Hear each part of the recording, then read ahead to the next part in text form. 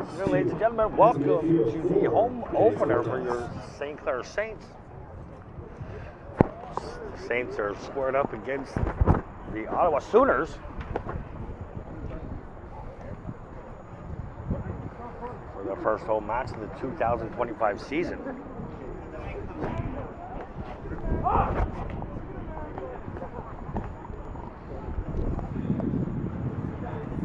We have 3/4 of a full stadium in attendance this afternoon.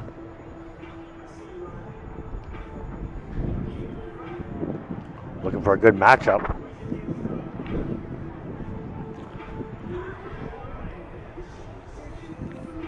Head official Alex Jemmy going through the coin toss with the players.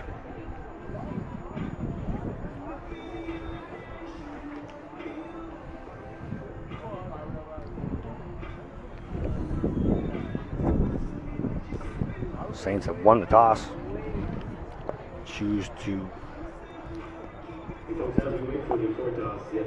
defer to the second half. The visiting Ottawa Sooners will receive the opening kickoff.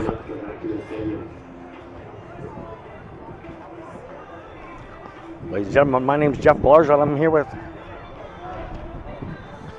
Padilla Quas here, back again for another season of CJFL and OFC football here with the St. Clair Saints.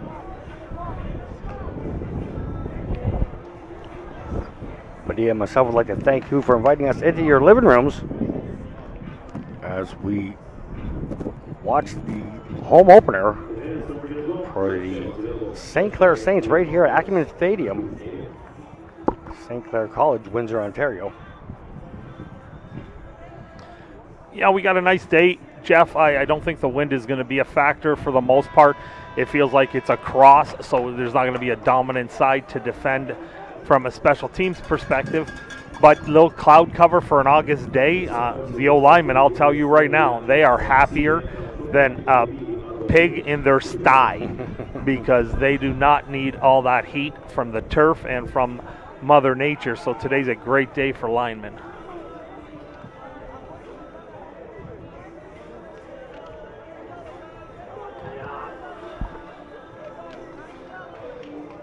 The Saints kicker, Joe Newton-Grain, set to kick off for St. Clair.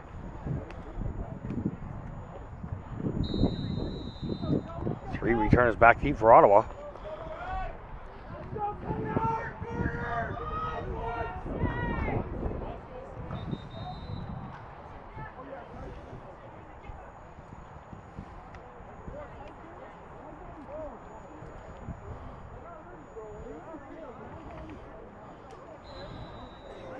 Whistle's blown in.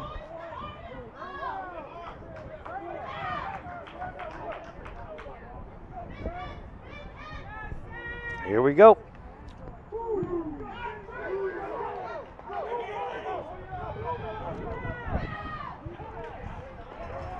Nowhere to run for Sooners return man. On the return was number 9, Cedric Abu-Zahara. Yeah, we're getting used to seeing great coverage from St. Clair. The team for the now, it's been building for 3 years in a row as 3-time conference champions and now defending national champions. The athletes in the depth are showing up on special teams more so than ever, and their coverage units have been fantastic the last year and a half particularly, and off to a start this year, much like we saw most of last. First and 10, Ottawa. Starting from their own 20-yard line.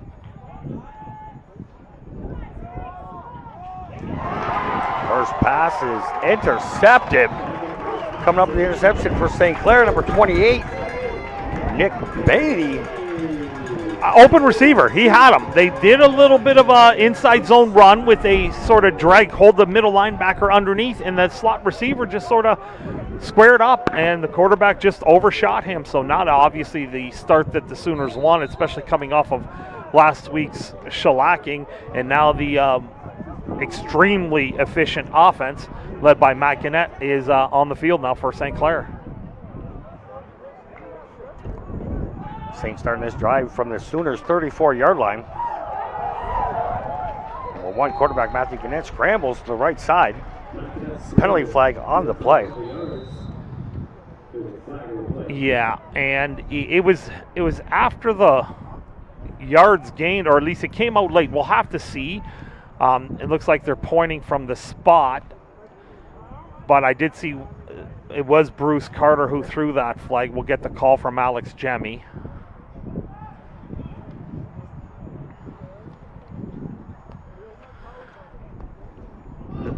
So he's explaining it to them. It was an unnecessary roughness, and they're going to move back 15 yards. So it was a little shenanigan passed.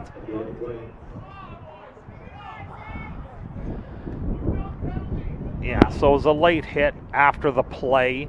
So they did have enough, it looks like, for the first down. Well, actually, I shouldn't say that, because looking at the spot right now, if they're just short, the down is going to roll over. It's going to count. It's going to be second and almost a full 15. We'll have to see. The spot is going to be the most important part here, because if they got the first down, it'll be 1st and 10.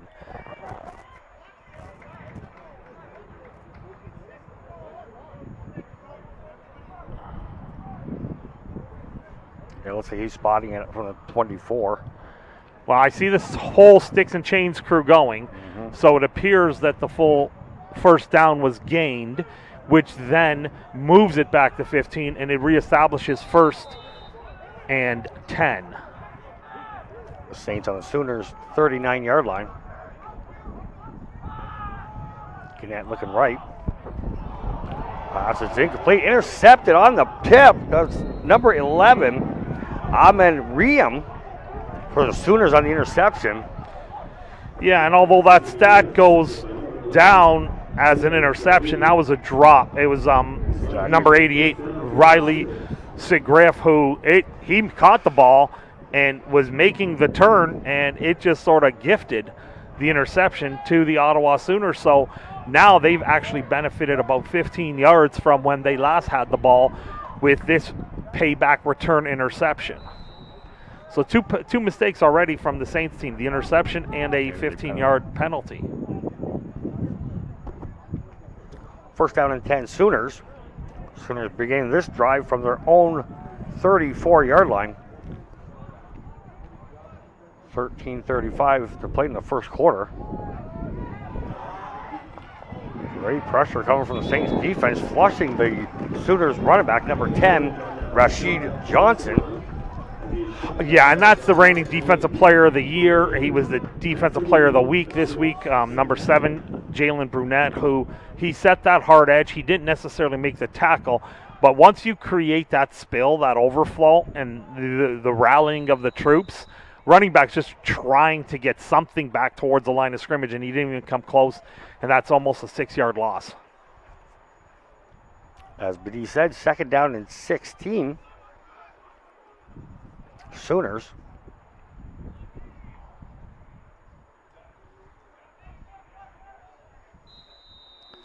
Penalty flag on the play. Yeah, it looked like the time ran out.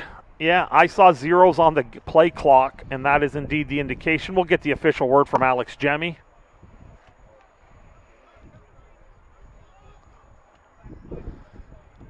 And it just made the task a little bit longer now, backing them up 5 more for a 2nd and 21.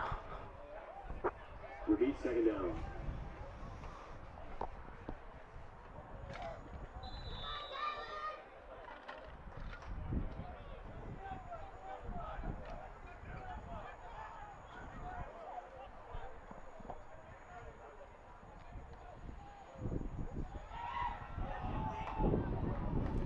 Rana's pass is incomplete. Yeah, clear miscommunication between receiver and quarterback. The receiver ran more of a sluggo. He got underneath on the slant and then go, and he never got back to the outside, whereas the quarterback threw more of a fade. He threw it outside the numbers. Now, it wasn't really a well-thrown ball either way, but there was no chance of completion there given the fact that the receiver and quarterback were not on the same page. And now the Saints should have relatively good field position as long as they handle this ensuing punt cleanly. Looks like that's number 9, Cedric Abu-Zahara, with the punt for the Sooners. On return for the Saints, number 10, Marcelio Mendez Scrambling at the middle of the field, finds a seam to the right side, down the sidelines, finally out of bounds, inside the 30-yard lines of the Sooners.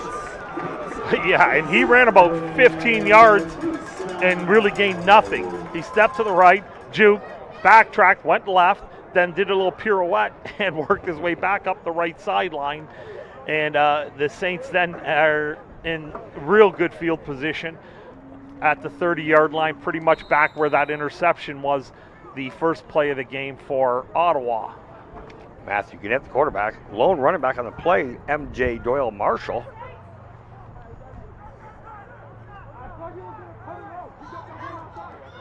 And Marshall up the left side, breaks a tackle, touchdown Saints! Yeah, a new little install this week. One thing that hasn't been a tremendous amount in Coach LaChance's offense has been a genuine toss, especially because they've been in shotgun so much. So they did a little pin and pull with the play side slot. Left tackle's going to escort. And Doyle Marshall, in my estimation, is not only the best running back in the conference, probably in the country. His stats just won't warrant it because he's only getting 6, 7, 8 carries a game because they've dominated. And you sleep on him, he's going to bust runs. There's a 30-yard run that he made look pretty easy. Arbez with the hold. Not much to work with there. Arbez rolling out to the left side, looking for anything. Pass is incomplete for the extra point. Pass was intended for number 88, Riley Segriff. Yeah, and that's going to drive special teams coach Dave French just absolutely batty. He does not want to see anything. The mechanics of those extra points have to be automatic. You want to see them automatic so that when you have a field goal, you trust that those mechanics are perfectly in place. And it just wasn't. Looked like the snap was a little to the inside, but I don't know if it was on the turf. I was blocked out by the actual holder, but at that point in time, there's just nothing you could do as Arbez he was scrambling. Obviously, no one really fired out. He didn't have an immediate option. So there goes a wasted point. So a few early mistakes from St. Clair and, of course, from Ottawa as well. So it's a little bit of a sloppy start with a turnover on both sides and just bad execution. But we'll see if either one of these teams can settle in and really show us what they have. I know Coach LaChance, speaking to him at practice this week, he told the guys, like, look, you're the defending national championship team. You got to play like that every single down. Teams are coming after you. So he emphasized the idea of them being sharp and playing to their level and not to the level of an opponent who they just beat by 50 last week. Newton Grange kick is off. On the return for the Sooners, number 10, Rashid Johnson. Johnson hits a seam up the middle. Only one guy to catch him is the kicker. And on the assist for the tackle, number 25, Seamus Parlow. And that's back-to-back special teams gaffes. And that's something we haven't seen in the last couple seasons. A big seam up the middle. The lane integrity was indeed compromised. You saw quite a big opening. There was at least 4 yards right up that left hash that he exploited, and the return man made that look pretty easy. And if it wasn't for the kicker making the tackle, we could have had a touchdown returned. Sooners beginning this drive inside the Saints territory. Ball spotted on the St. Clair 44-yard line.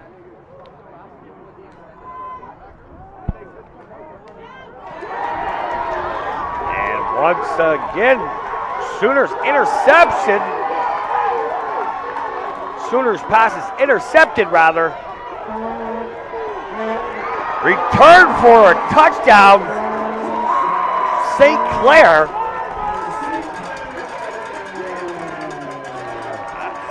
Just an ill-advised throw.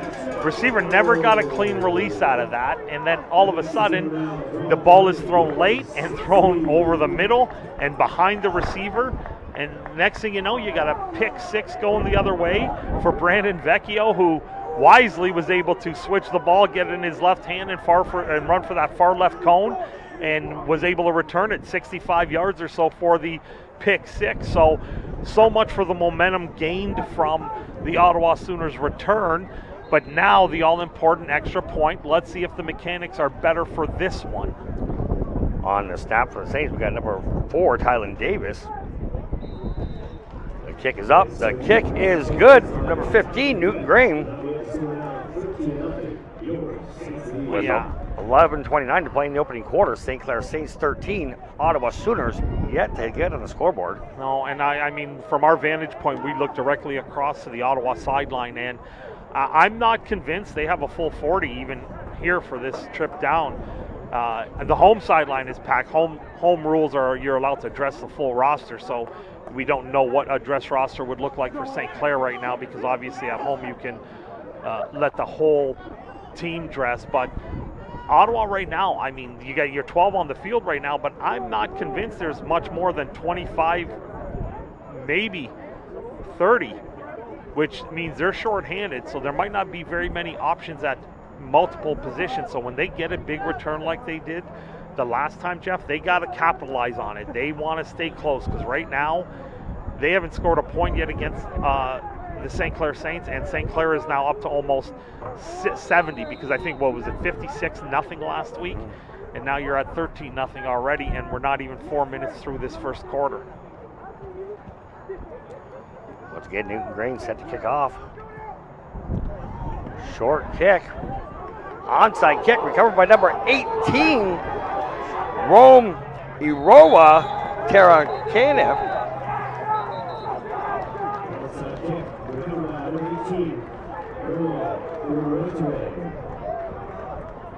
Correct, that's number 18, Rome Iroa Terra.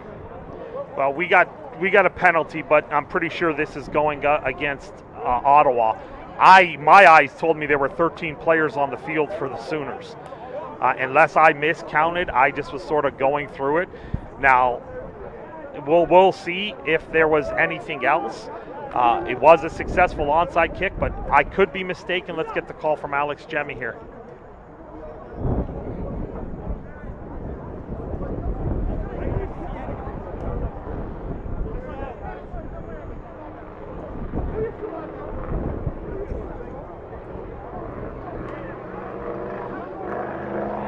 Okay, so we have an illegal procedure, which means, at least from the indication, it might have been touched prematurely, because the way Alex sort of did a hand signal there, if the ball bounced and then hit the kicker before it went to 10 yards, that is obviously illegal touching. And I'm assuming Ottawa's going to exercise the option of scrimmaging from the illegal touch point, which means it's going to bring the offense on the field, and the defense is now going to be on their own side of the 55-yard line.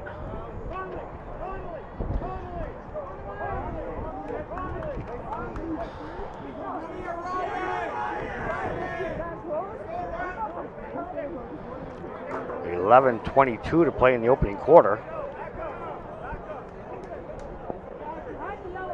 After the Saints penalty, the Sooners looking at first down and 10. Just inside St. Clair territory, ball spotted on the Saints 52-yard line. And Jeff, some people might ask, you beat this team up last week and you're up 13-0 early. Why are you trying it onside? Well, sometimes it's dictated with what the defense or the special teams is giving you. You got to practice these things at some point and try to execute. Now, they didn't execute perfectly there, but they obviously saw on film between last week and then early that the Ottawa return men are bailing early, the front line guys. So they thought they had a chance to get it, which they did if there wasn't that awkward bounce into the kicker's face mask.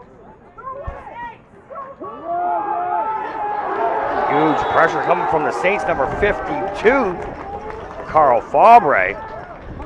Yeah, and he's a welcome addition. He wasn't here for the first week or so. There was some questions as to whether or not he was going to play, and his return is welcome. And we're talking a kid 2 years ago was an All-Canadian. He is fantastic. He brings some energy.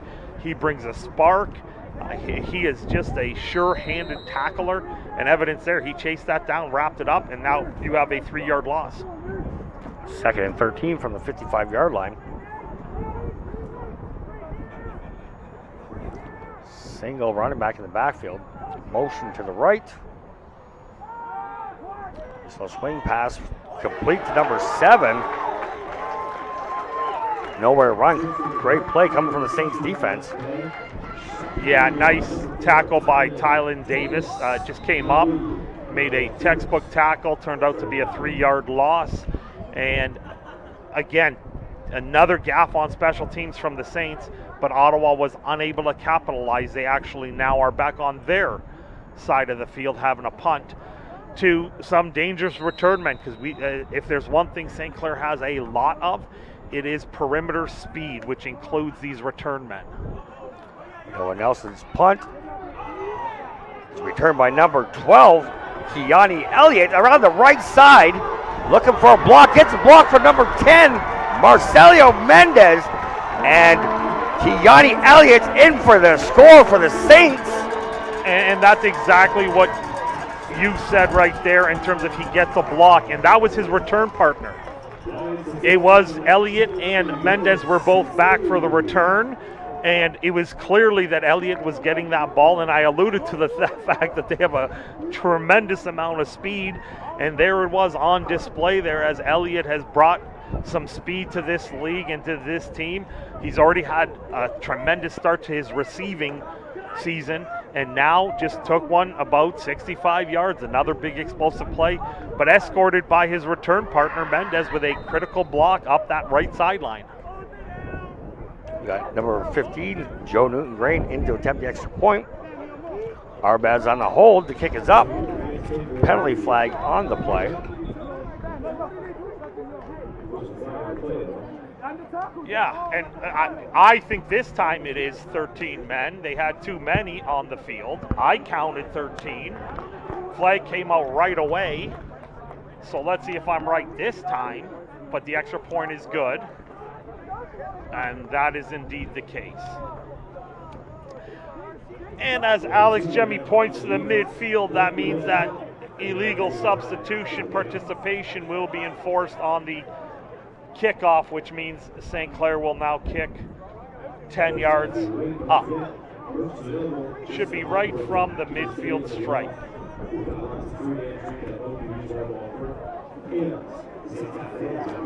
With 9:52 to play in the opening quarter, St. Clair Saints 20, Ottawa Sooners no score.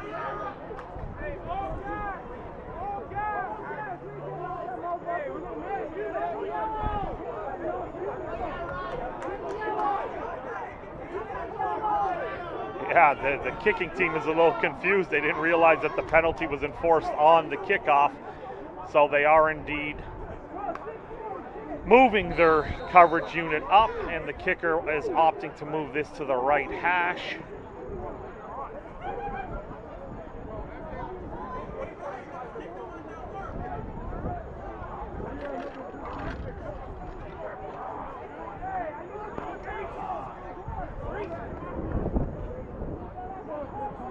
Newton-Grain set to kick off. Penalty flag on the field. Time count violation. They took an exorbitant amount of time there. The kicker just took his sweet old time. Once the ball is set on there and the ref blows it in, they took their sweet old time moving it to the right hash, so they just lost 5 yards of their advantage from the too many men on the field play. Just, again, sloppiness, and I know Coach LaChance does not want to see this kind of play. He's striving for a repeat national championship with this squad. There has been some turnover, but he wants them to be sharp in all facets, and time count stuff on a special team is just absolutely unacceptable. Here we go again. Newton-Grain's kick is up. It's number 7 on the return for the Sooners. Starts right, works his way to the left, nowhere to run, tackled down at the middle of the field. Yeah, and this time around there was better lane integrity. We do have another flag on the field here. But that time you did see the return man did not have a chance to get north and south. He had to turn his shoulders. Once you turn your shoulders against a fast unit, you're pretty much running horizontally, gaining no yards, and it's clearly advantage cover team.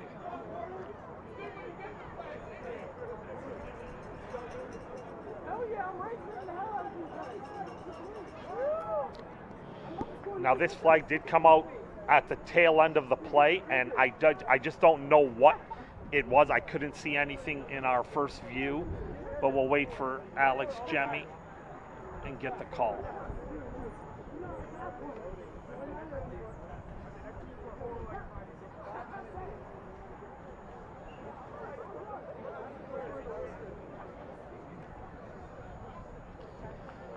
Yeah, some sort of hold. Holding against the Sooners. Oh boy. So they got the late hit. They got piling on after the play, rough housing after the play on top of the hold.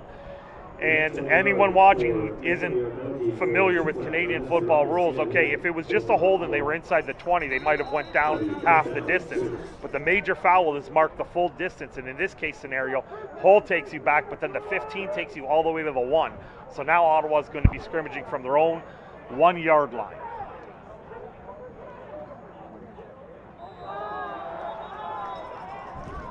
Whistle on the play, penalty flag on the field. Well, that's a smart quarterback. I'm going to tell you why, because the ball's going to be spotted at the 1. It can't go any further back from the 1. So the quarterback knows even if his guys jump, it ain't going to cost him. So he better go on another hard count and hopeful that the defense, because the defense did move. Oh, they are calling it on the offense, or on the defense. Sorry, it looked like the left guard moved. I thought they got away with it. Oh, so they are giving them that. It did look like the left guard moved. I thought that was an illegal procedure rather than a defensive procedural play there, the offside. Good on the quarterback. He did hard count him and he got those 5 yards. So now you've buffered yourself and it's 1st and 5.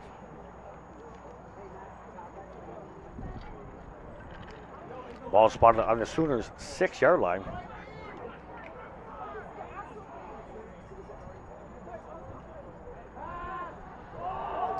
Passes off. Just long. Incomplete pass intended for number 7.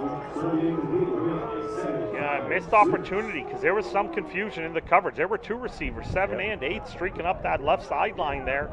And Tristan Hart was the one who had a chance. It hit him in the hands there, and had he caught it, there's a chance. It was a foot race, a sprint to the end zone. So St. Clair dodged a bullet there as Ottawa is still buried in their own deep in their own end. Brings up 2nd down and 5, Sooners.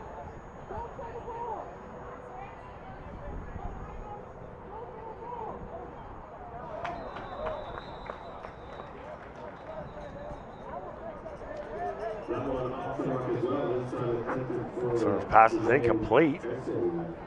Brings up 3rd down, Ottawa. Yeah, so we have a penalty flag. And we're going to wait to see what we got here. Offside, so that should give them the 1st down.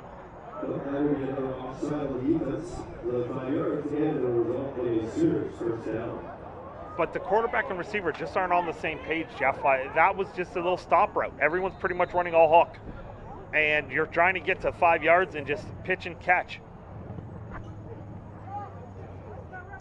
We got 8:40 to play in the opening quarter. 1st down and 10, Sooners. Ball spotted on the Ottawa 10-yard line.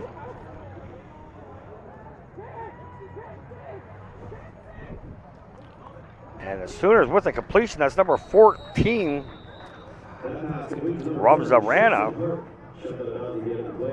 with the completion. All right, a little wrinkle. They get the quarterback on a little bit of a sprint out there, which maybe he is better throwing on the run. That one looked like he had a little bit more rhythm in his mechanics, and he was able to hit his receiver out to the far side hash, and he picked up approximately 12 yards or so, and now they are 1st down. It looked actually maybe a little more, maybe the full 15, and now they are at the 30-yard line here. So good opening 1st down, getting the 5 yards, and then they capitalize on a 2nd penalty, getting a 1st down, and now they piggyback that, and the receiver who just made the play, Tristan Hart, looks like he's hobbling off. And again, a short bench over there for the visitors, so we'll see if that injury impacts them in any way, shape, or form, as it looks like he's favoring his left leg. 1st down and 10, Sooners.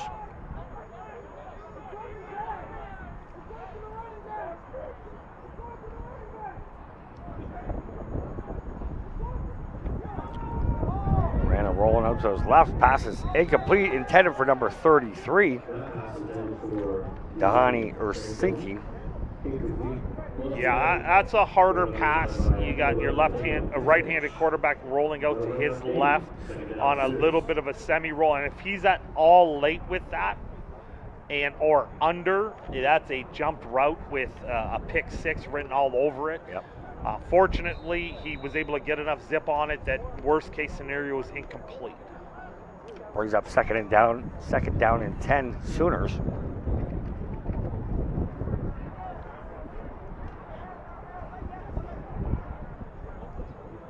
Saints playing with a 5-man front. Stuffed up the middle by number 47, Ian Curtis, leading the way for the Saints. Yeah, really nice run fit from the linebacker. Curtis came in, squared up the running back.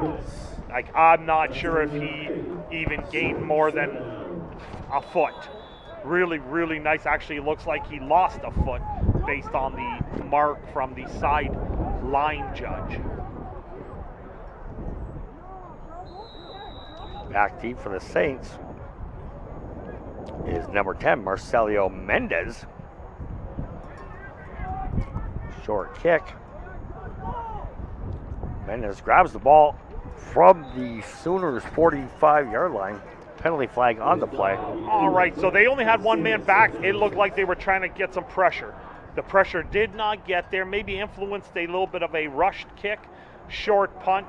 Bounce back. I'm assuming this is a 5-yard, no yard, so the Saints are going to get it at the 40-yard line here after this penalty is walked off.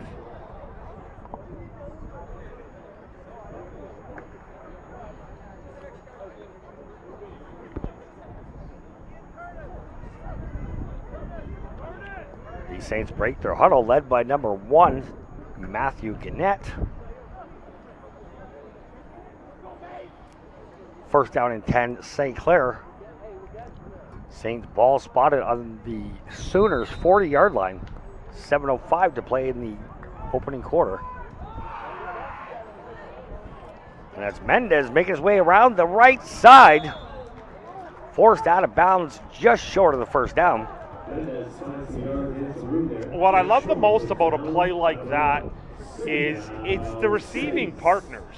You end up getting both Elliott and St. Kitts Park blocking. It's easy for receivers to sort of be a little bit lackadaisical when the ball's not getting to them. These guys here I've watched a couple of their games before. They are physical, all 5 receivers on the field. MJ Doyle Marshall takes the handoff from Gannett. Big hit. Looking for 3 yards. And they pick up 3 plus some. Yeah, you just run inside zone, just a little bit of a smash mouth play, knowing full well that Doyle Marshall, as long as he gets going forward, he is going to fall forward for 3 yards. He fell forward for 5, and that's the kind of thing he can bring on top of the breakaway speed. He is a powerful back. St. Clair has the ball on the Ottawa 28-yard line. That's Mendez making his way from the right to the left. Flushed out of bounds. Penalty flag, a late penalty flag on the play. All right, so now we get some shenanigan going on. There was a late hit or an unnecessary roughness from number 11, Raheem for Ottawa, and the referees, 2 of them saw it and called it. But then a little bit of clowning going on as Doyle Marshall ends up taunting the player who took the unnecessary roughness. So now those things are going to end up, it's a wash almost. It's a 5-yard difference because you have an objectionable conduct and a UR.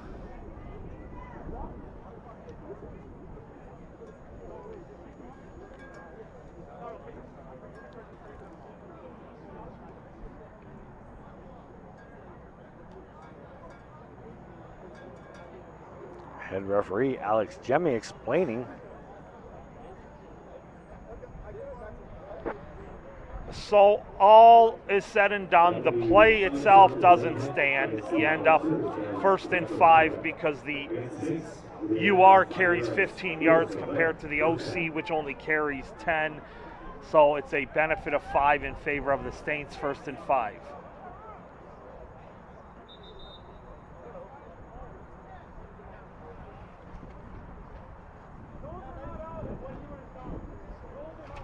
And that makes more sense to me now. The UR carries an automatic 1st, and it then means automatic 1st, not a yardage 1st and 10.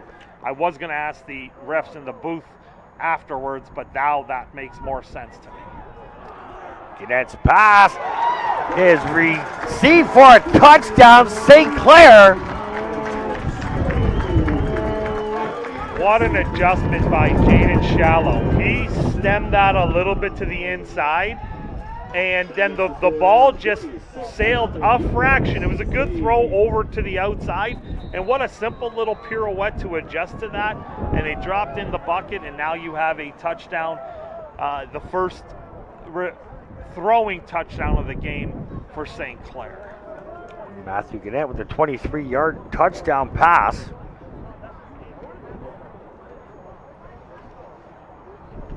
Number 15, Joe Newton-Green, in to attempt the extra point. On the hold for the Saints, number 14, Keziah Matty, and the long snapper on the play is number 4, Tylen Davis. 5:35 to play in the opening quarter. St. Clair Saints 26, Ottawa Sooners still not on the board. Newton Green's kick is up. The kick is good. 5:35 to play in the first quarter. All Saints thus far.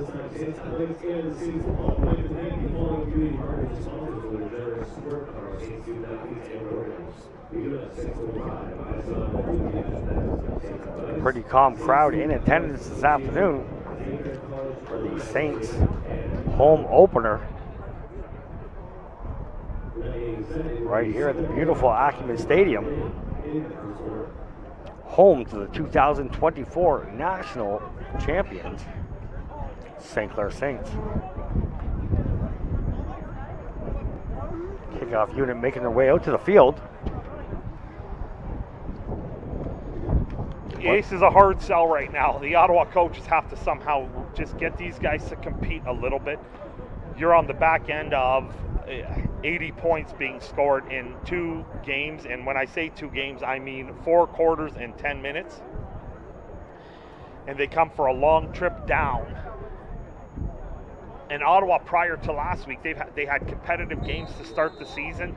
They're not a terrible football team. I will say St. Clair is just stacked. They have really, in the last couple of years, done tremendous job recruiting, and it helps when you have a facility like they do here at St. Clair, and Absolutely. they have this opportunity to showcase it nationally like they did last year.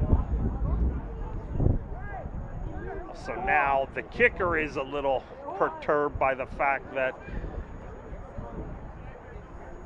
the ball is falling, and now he's getting a little instructions from Alex Jemmy. But they got to be aware, there's only 7 seconds left on the play clock. So when he blows this in, he doesn't have his normal 20 in countdown. The ball's got to be kicked quickly. And here we go again.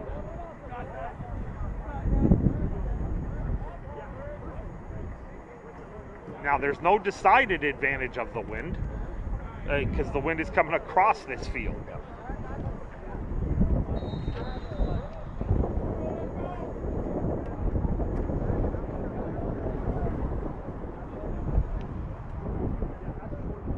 Terrier on the hold. The kick is up. On the return for the Sooners, number 10, Rashid Johnson. Not much room for Johnson to go. Tackled down by number 84, Nate Carter. Now Johnson is a returning player, running back from last year. He might very well have been an all-star running back last year. I can't really recall if he was on that squad because I know Doyle Marshall and Dyer from London were on that squad, but Johnson, I believe, might have been as well. Very talented ball player. I'd like to see him, maybe lean on him in the run game. I know it hasn't been super successful, but maybe try to get your workhorse going just a little bit. First down and 10, Ottawa. From the Sooner 27-yard line, 5:12 to play in the first quarter. That's running back number 8, Jalen Guy. Well, flags came out right away, so both sides, which leads me to believe maybe a Saint was lined up offside.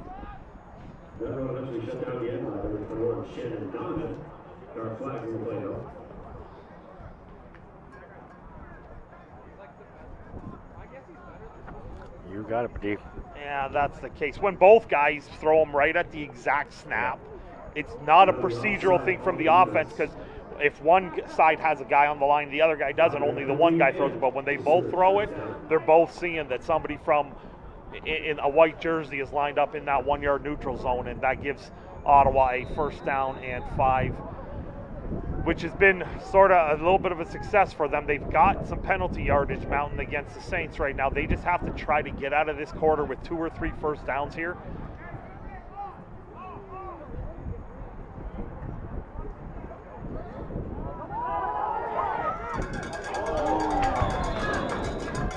Brandon's pass is complete to, once again, number 7, Tristan Hart.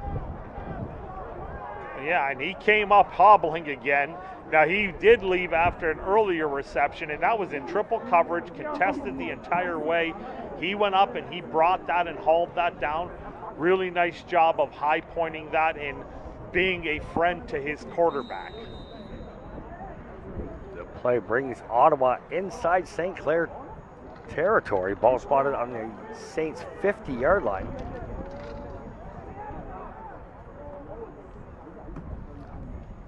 Double running backs for the Sooners.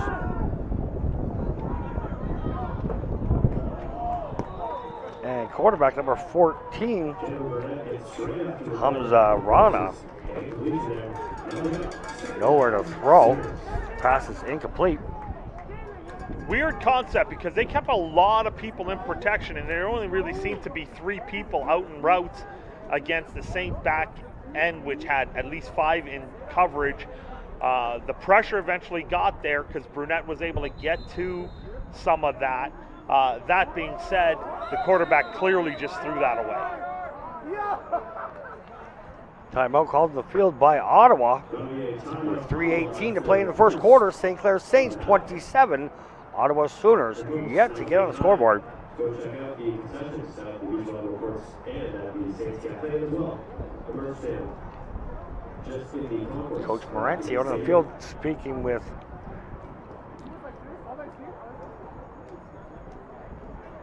number 47. Looks like 27, actually. Yeah, you're right. It is 27. Ryan Najim. He's trying to get Ryan to settle in the back end, guys. Yeah. The partnership, Coach Morency likes to bring a lot of pressure, which means you have to give up something on the back end of it, but you can't give up the big and the explosive. So he's just trying to communicate with them, hey, relay the message, guys. We have to be fundamentally sound on the back end if we're going to execute some of these exotic blitzes that we like to have. Now, there hasn't been a ton so far early. I think the athletes up front for St. Clair can manage to get some pressure without necessarily having a lot of back end, but there was that one play where he brought the pressure in. There was some back end opening, so I'm sure Coach Morency wants to just shore that up and make sure that everybody from the linebacker and beyond are in sync. Brings up second down and 10 Sooners.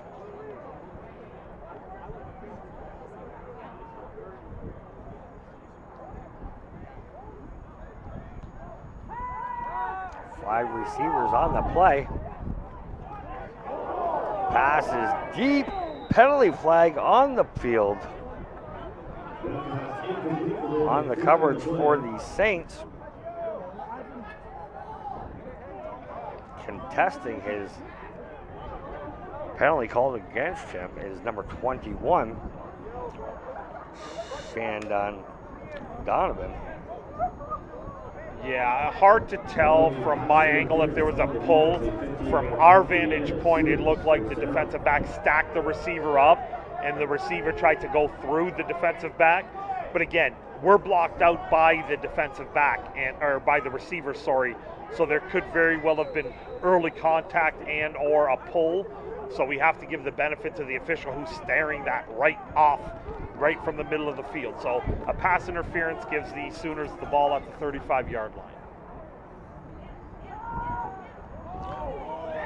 Ran his passes to the right side of the field. I believe it's number 13. On the reception. Number 28, Nick Brings up second down and 11. Sooners ball spotted on the Saints 36-yard line. And that's exactly how Coach Morency wants to see that play dialed up. He brought some pressure, which means the ball's going to be out soon. But that means Bieni has to come up and make sure he makes the fundamentally sound tackle, which indeed he did, which made that a no gain.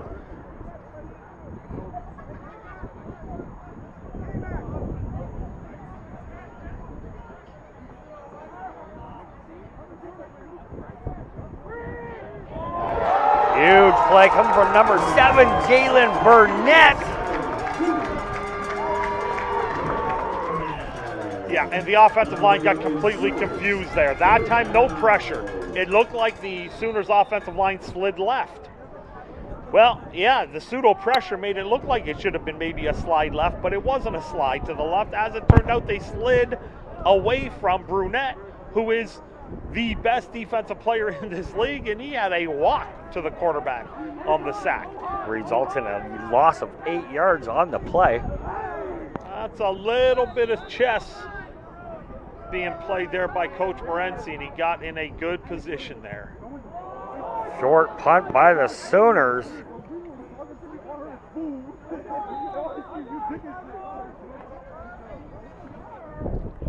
Ball was picked up, penalty flag on the play.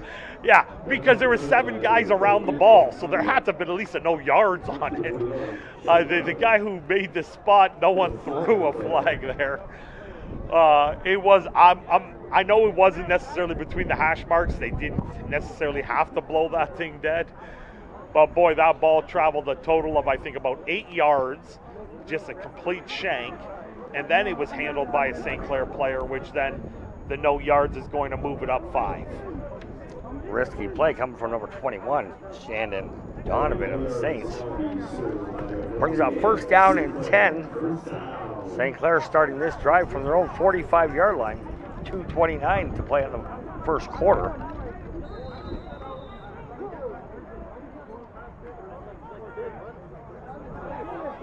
Great play there by number 2, M.J. Doyle Marshall. Yeah, I saw this in practice the other day. First time I've seen it, and it's a little bit of a wrinkle.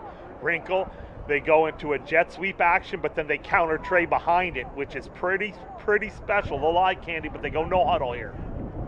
Saints pick up 9 yards on the ground. Once again, Doyle Marshall up the middle of the field. Breaks a tackle. Finally brought down by number 11, Amen Riem. Yeah, Doyle Marshall has 4 carries. He's probably got about 70 yards now. He had the 30-yard touchdown run. He got about 30 yards there, and then the last carry, and then the 5-yard burst. If they give him the ball enough, he's going to get 100 yards in a blink of an eye. Brings up first and 10 Saints from their Sooners 21-yard line. Matthew Gannett looking right. Nobody on the receiver. Wide open on the right side of the field, number 88. Riley Segriff, penalty flag on the play.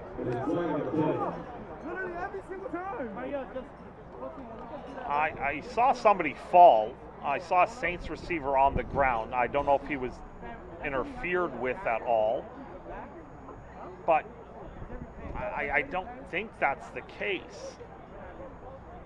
we'll wait for the refs to sort this out.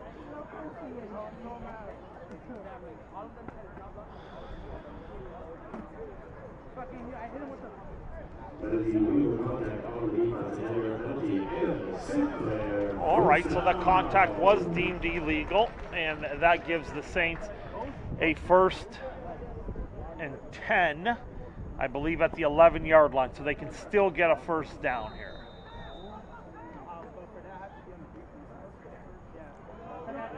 That looks left, comes back right, touchdown to number 10, Marcelio Mendez. 11-yard touchdown reception for Matthew Gannett to Mendez. Yeah, good protection. Offensive line gave him a nice pocket. Gannett just took a quick look to the left, held his safety, and then was able to throw this ball. Now, some might look at that and say, well, it was a little bit down. Well, I think that's by design. The last thing you want one is to sail over, and then next thing you know, it hits an upright or it gets tipped. You don't need yards after the catch there. You're in the end zone already. Throw it to a spot where your guy can go get it, and the play is dead on reception. Newton Grain into attempt extra point once again. Saints snap is off, the hold is down, the kick is up, and the kick is good. 1:11 to play in the opening quarter. St. Clair Saints 34. Ottawa Sooners yet to get on the scoreboard.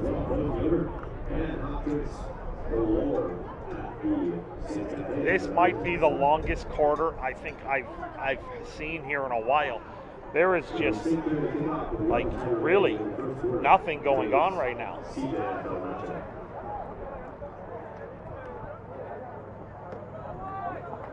Like, the game kicked off at 3, and it was pretty much on schedule here at 3 o'clock, and we are 3:50 live time, and there's still a minute left in this opening quarter, and there's been almost a penalty flag on every play, which is going to slow down because there has to be the acceptance and the walk-off and the discussion about the penalty. But boy, we're slow, yet it's a 34-0 lead, and pretty soon you're going to get into the backups for the St. Clair Saints. Newton Grain's kick is off. That's number 9, Cedric Zahara on the return for Ottawa. Looking for an open lane, and there's nowhere to run.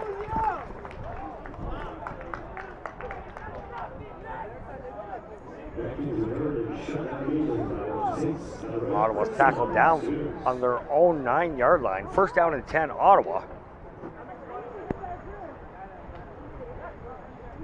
Yeah, I'm the sideline.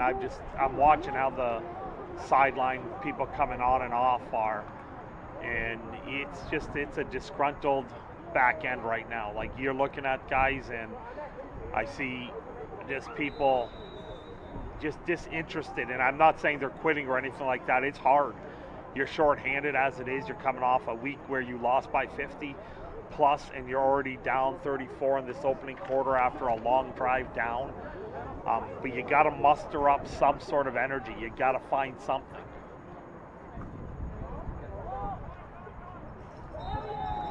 Rana's pass is complete, I believe, to number 2, Hayden Murray. We do have a flag on the field here.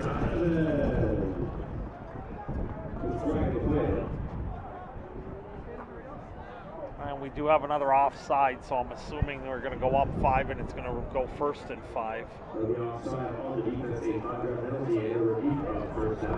Well, Coach Jeremy Marchand better get to talking to those defensive linemen and reminding them that they need a yard neutral zone.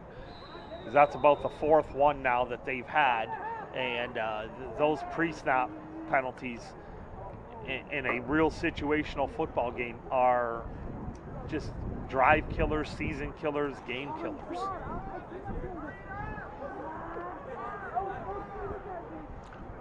Single running back in the backfield for Ottawa.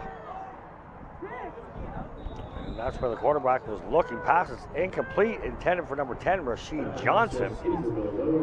I think they're happier that was incomplete, because had that been caught, they would have given back that 5 yards. They tried to just do a little flare out to Johnson, and the defense was just in blanket coverage. Yep. It looked like straight zero there. They brought a little pressure inside, but everyone was manned up, and not a single receiver was remotely separate from their white counterpart, white jersey counterpart. 2nd and 5 Sooners. Randall looking left, throws deep. Great catch from number 2. Once again, Hayden Murray on the coverage for the Lancers, number 21, Shandon Donovan.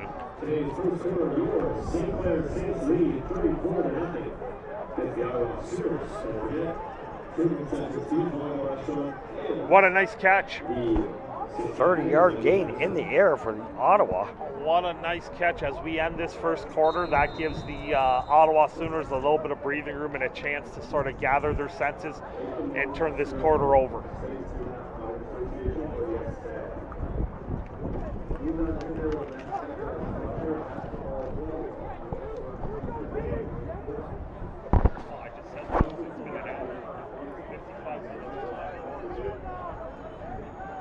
Guys, I could beat them for later at 6. I honestly don't think about it. The game took usually 2.5 hours. Yeah, like, I told my, and I got my nephew with me, which means I just got to drag him all the way to the east end.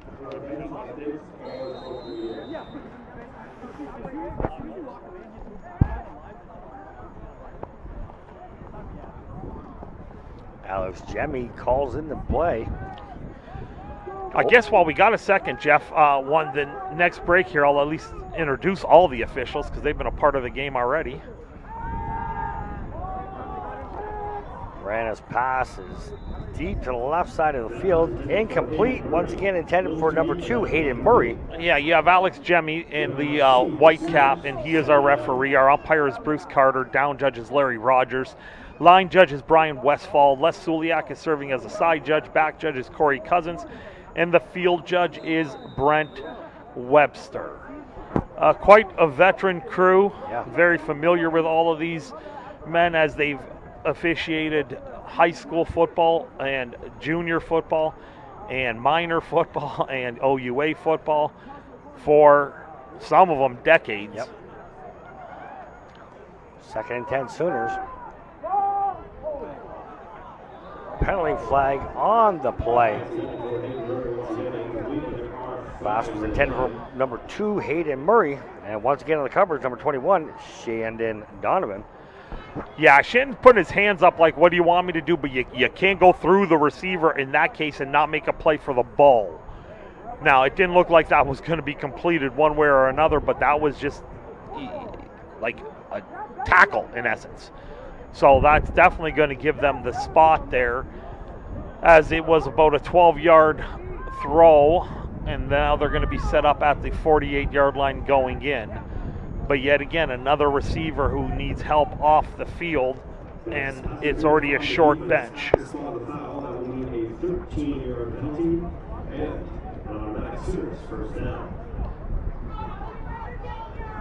That gives the Sooners a first down. 1st and 10 Ottawa inside St. Clair territory.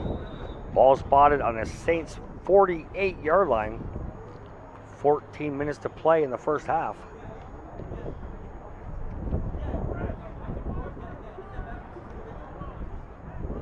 Number 14, quarterback Hamzan Rana for Ottawa. Looks right.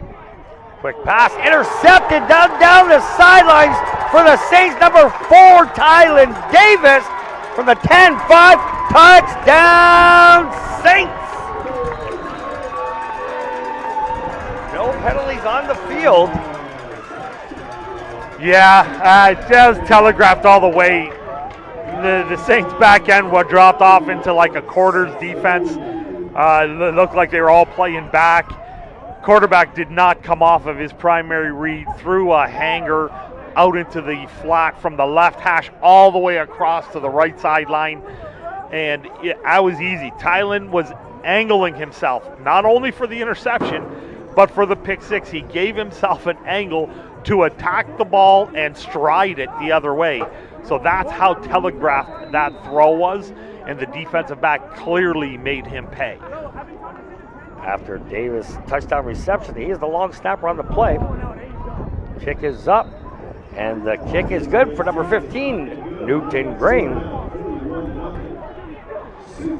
Yeah, that's 2 pick sixes now. And I mean, you got to figure the Sooners are probably going to be throwing the ball. It might be now. We have to work on things, and it might be at the expense of maybe throwing more interceptions. But the reality of it is that was too telegraphed against a talented back end. And when you give a defensive back that much sight to an interception, yeah, they're actually quite athletic, and they're not going to drop too many of those, even though people say they're playing DB because they can't catch. Well, that was clearly caught cleanly and returned to the house. That tallies the score up to 41-0. Saints 13:33 to play in the second quarter.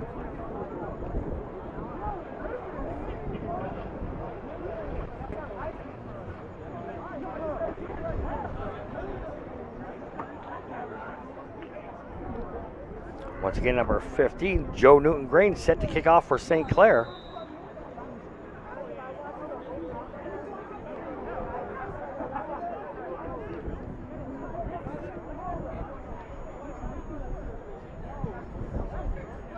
Nice kick from Newton Grain.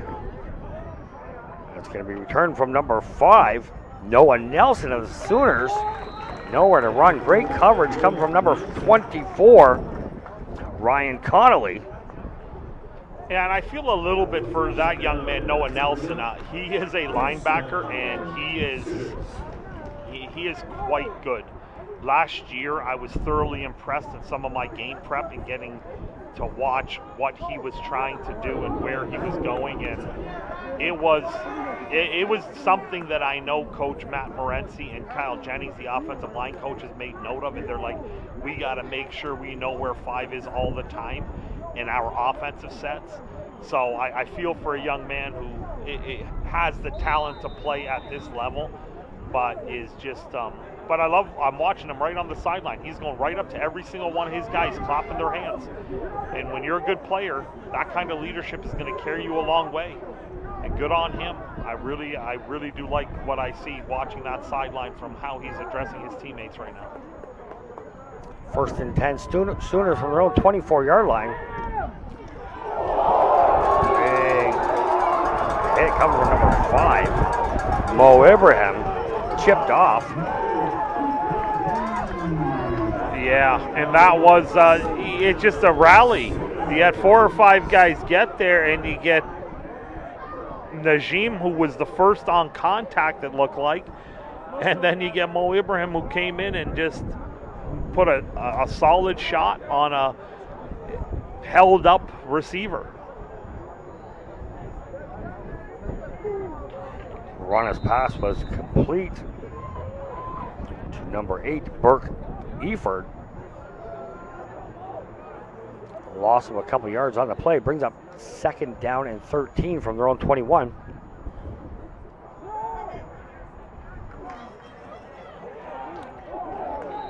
Once again, Rana's pass is complete to the left side. On the reception, once again, number 8, Burke Eford. Yeah, and with not much time, the quarterback has to get rid of it. And again, Burnett was pushing hard off of the quarterback's right. And the pressure he gets, he is getting a little happy feet back there, and the ball just hung up. When it's that slow out there, the defenders have a lot of time to come up and sure-handed tackle, minimizing that gain. The high snap for the punt. That's number 8, Burke Eford, trying to pull something out of nothing. Yeah, that ball dribbled back to him, and again, maybe some fatigue kicking in because it is a short bench, but the punter really didn't have many options. I actually think some football awareness at that. By the time he picked it up, Jeff, he was inside his own 10. I think he would have been better served running through the back of his end zone. Yep. Give up the 2 points and set up St. Clair at their own 35-yard line. Instead, they're set up at this 19-yard line. Like, you're a punter. What's the chances of you going to run 25 yards to get the first? So a little bit of awareness as a football player. Maybe, like, you got to practice those things too. Coaches have to tell the guys that. So it's something maybe if they do watch the broadcast, they can just look at it and explain, hey, help us out. We screwed up, but let's not compound it by giving them great field position. Number 1, Matthew Gannett's pass is intended for number 8, Cameron St. Kitts Park. Yeah, and it hit Doyle Marshall in the back of his head. They were trying to do a little slip screen, and Doyle Marshall just got the ball off the back of his head, and the referees, the umpire and the referee, let that play go because from their vantage point, they're not sure if it's a lateral. It's not until the side judges come in and say, yeah, it was a forward pass. So I don't mind the delay in the whistle there to ensure that the play is live or not live. But we should just simply have an incomplete pass here, and it just should be 2nd down and 10. Unless there's a flag. I did not see one, but it looks like we have an indication here.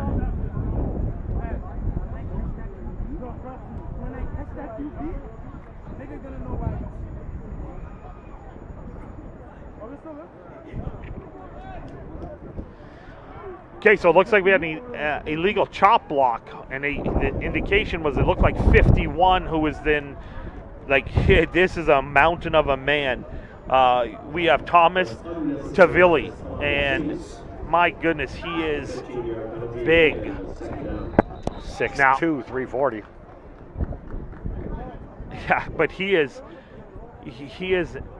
strong and physical. His legs are huge. I don't know what I didn't see it live. I needed to get on the stat. Saints head coach Mike LaChance asking for a discussion.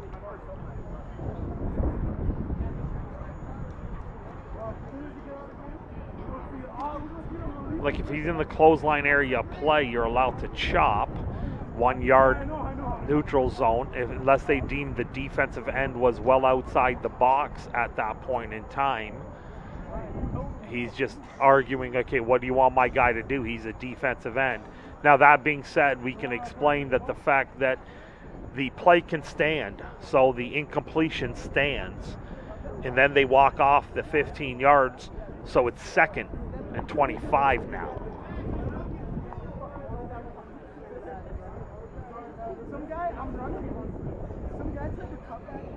After the penalty, the Saints ball is spotted on the Sooners' 34-yard line. 2nd and 25. Gannett looking left, up the middle, with the reception, number 81, Malachi Jackson. Yeah, and it looks like he just got enough for a 1st down. It looks like he got 26. Yep. And what a great throw, and what a great catch in concentration, because he was hit on contact, so that was good execution there. A decisive throw.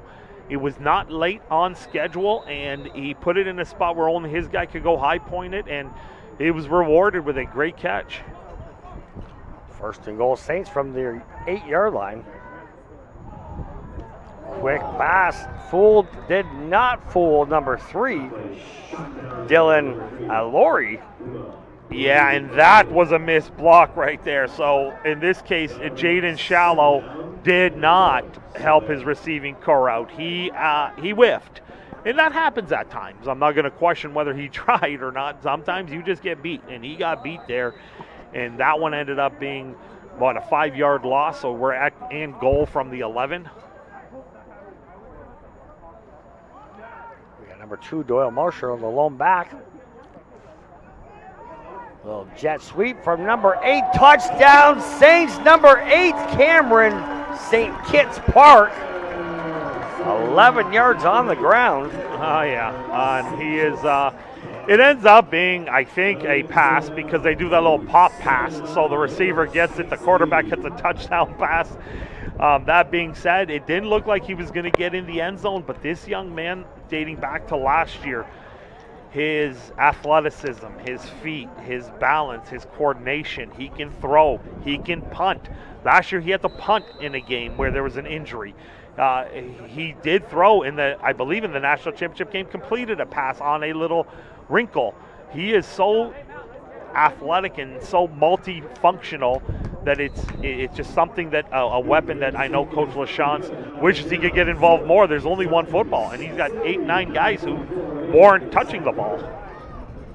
After the touchdown, number 15, Joe Newton-Green's extra point is good. With 9:44 to play in the second quarter, St. Clair Saints 48, Ottawa Sooners yet to reach the scoreboard.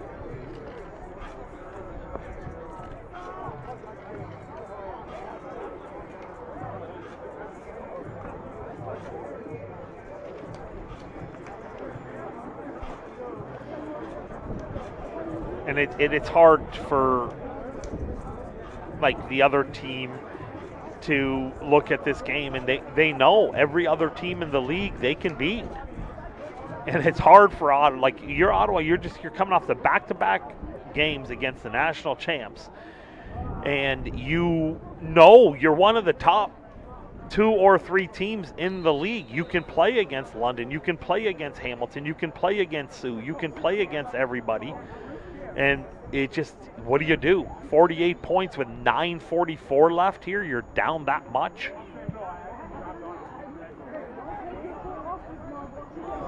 Loose football on the return. Still on the floor. Who's got it? Looks like. Yeah, a clear misread from the return man. He couldn't, and yeah, the Recovered indication by is the Saints. Coming up the ball for St. Clair, number 54, Asher Lavoie. Yeah.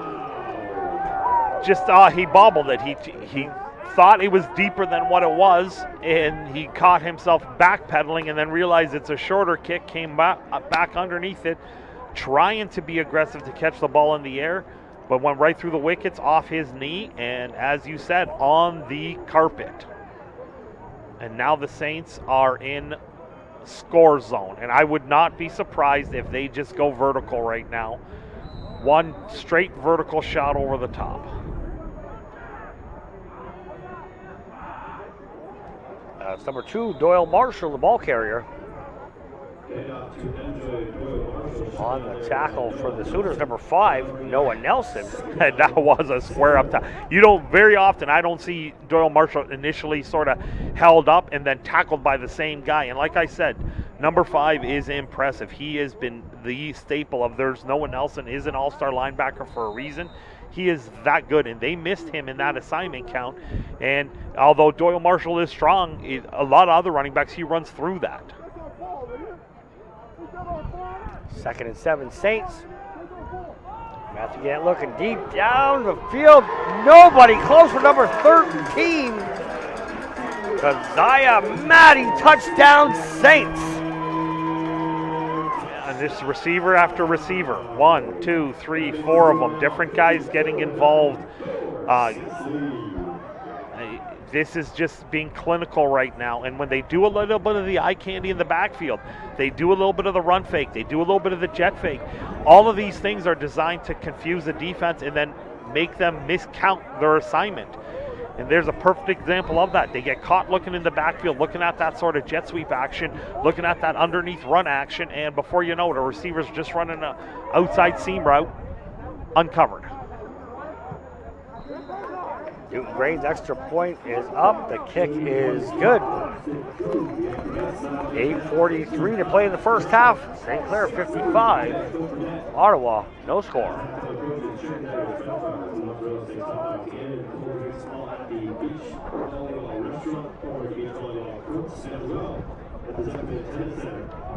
Great read.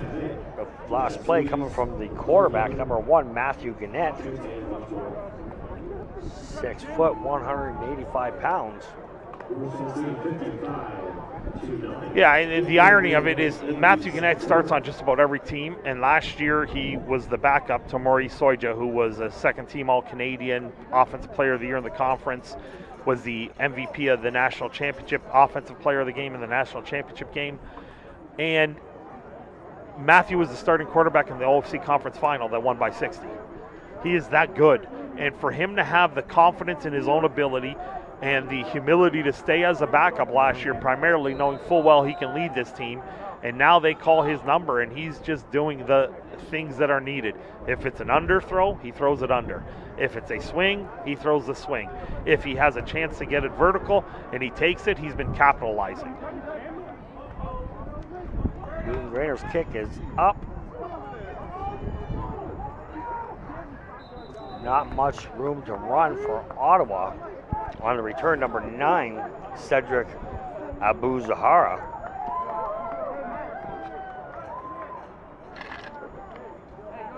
Zahara gets the ball to the Ottawa 30-yard line. That's where they're going to start over on this possession. First down and 10, Ottawa starting this drive from their own 31-yard line. 8:32 to play in the second quarter.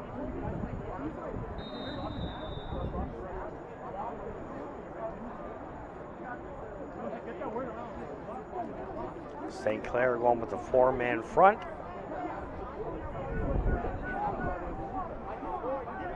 Double running back in the backfield for Ottawa with number 10, Rashid Johnson. Ball's on the carpet. Chasing the ball down from the Saints, number 7, Jalen Burnett. Yeah, that's hard on the quarterback. A bad snap, and then he gets landed on because the ball was loose, so it's not like he just fell on it cleanly. He had to cradle that in, and then he gets landed on by a 240-pounder. Not a good start to this series, obviously, and now you're 2nd and 21.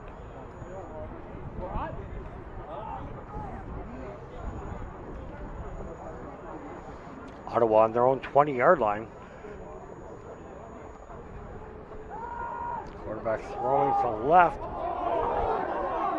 Push off by the receiver, not called. Yeah, and then he laid out for it, and I don't know if he's reaching for his hip, his back, but he did push off. You saw the same thing I saw, Jeff. It was not called either. It looked like he tried to garner some separation. To the receiver's credit, he was working back and tried to make a play for his quarterback. This is where maybe the turf sometimes it looks pretty, but can be unforgiving, because when you expose yourself to landing hard on it, grass and sod and dirt, especially if it's a good, healthy soil grass, usually isn't as hard on the body as it is landing on this AstroTurf, the field turf type synthetic surface.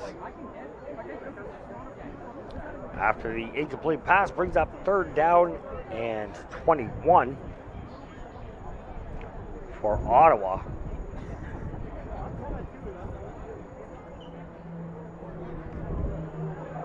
Back team for the Saints, number 10, Marcelio Mendez.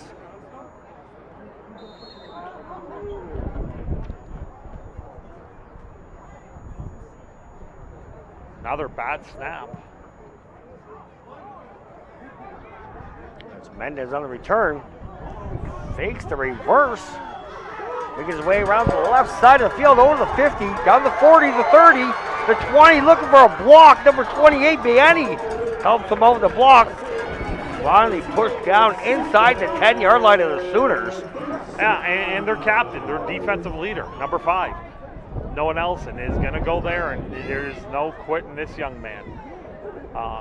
Again, I was impressed watching him come off the field last time and talk to all his teammates. He literally went, dabbed up everybody, talked to them, gave them a little bit of what looked like positive encouragement. And then on a special team, down 55, it's not that hard to just sort of let yourself ease up for a fraction. This young man went, and he went and made the tackle, a touchdown-saving tackle to boot. Absolutely. First down and 10, Saints. Ball spotted on the Sooners 11-yard line. Now number 2, Doyle Marshall. Great defensive play coming from number 8, Burke Ebert. Yeah, that time the slot receiver got just a little bit occupied. He was unable to make the block on the end man on the line of scrimmage, and the little toss action was unable to get to the sideline there. Loss of 3 yards on the play brings up 2nd and 13. Ball spotted on the Ottawa 14-yard line. 5:50 to play in the second quarter.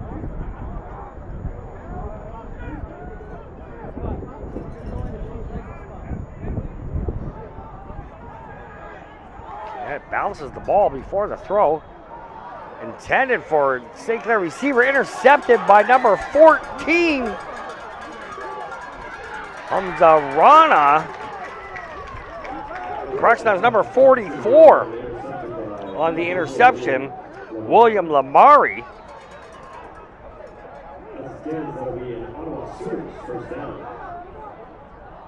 Gannett's pass was intended to number 10, Marcelio Mendez. Yeah, and the snap came a little hot. It did hit Gannett in the hand, so I'm not 100% sure.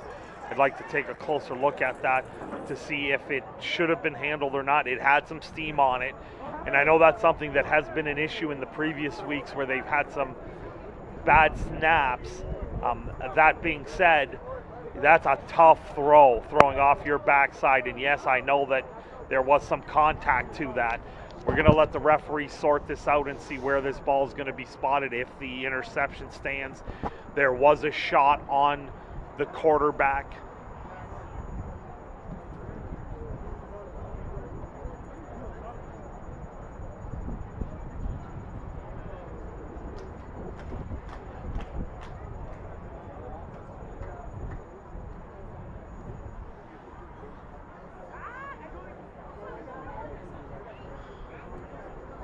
Like it appears the Saints offense is staying on the field right now, which indicates that the interception is not going to stand. Oh, here we go. So now the Saints offense comes up. But now that begs the question why it's being spotted at the 30. There were no flags out, Jeff. I didn't see one down. And the only thing I could think of, is an inadvertent whistle. If the whistle blew it, the play can stand as the interception and they'll scrimmage from there.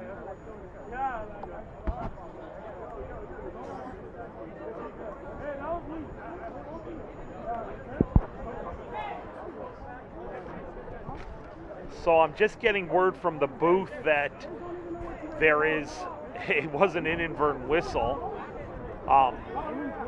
The ball should then, on that, if the ball was in the air, if the ball was in play, then the inadvertent whistle should return the ball to St. Clair because it's like the play didn't happen. But if they said the inadvertent whistle was post-interception, which I guess now is indeed the case, the return gets negated. So the inadvertent whistle must have happened after the interception. Ottawa from their own 30-yard line.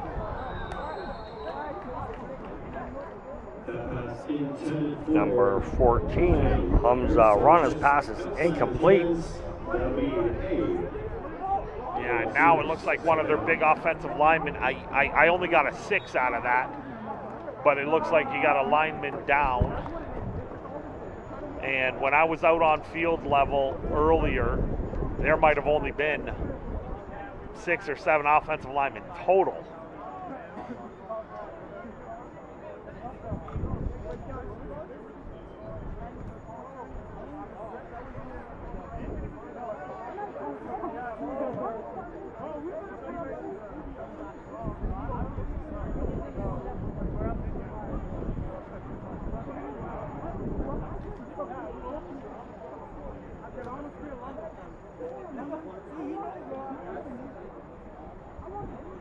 Yeah, with 5:18 left here in the first half, St. Clair up 55-0. You got an Ottawa team who has defensively created some havoc. They have made a few nice plays. They've forced a few turnovers already. Just not enough consecutive plays, and they've given up some explosives here. But the bigs are my concern for them right now, because as I was alluding to in pregame when I watched them, I noticed that they only had 8 bigs total, and that might have included the grouping of offensive and defensive linemen, because I didn't see a tremendous amount of big bodies or eligible numbers for that matter.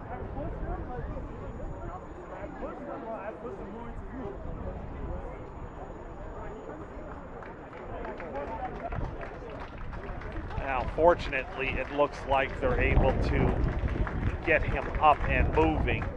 Now, like many linemen, a lot of them are braced up. A lot of them do have tape on their ankles. Many of them will play a season with nursing injuries throughout. So this might just be something that was re-aggravated. Let's hope it's nothing more than that.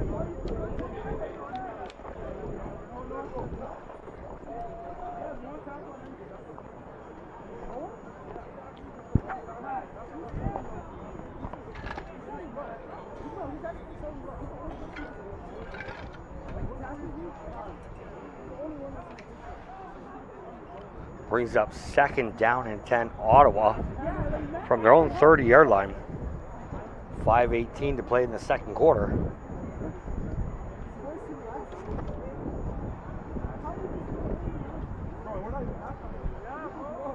So 5:18 left in the second quarter. It'll be 2nd down and 10 to go for the Ottawa Senators.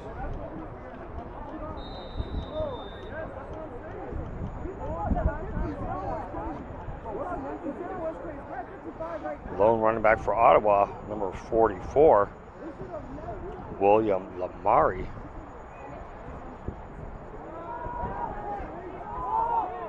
Ron's pass is incomplete. Late penalty flag on the play.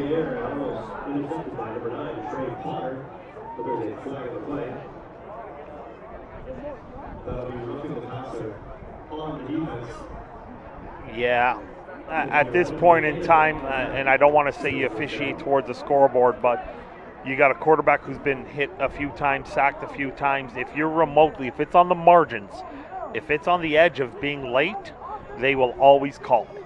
And that was right on those margins. I don't think it was a violent contact. I don't think it was one of these ones where he wheeled him, landed on, put his weight on him, hit him to the head. Just was on the margins of it being late, and the refs will always err on the side of protecting the quarterback. That is the nature of the game, and you just have to know better.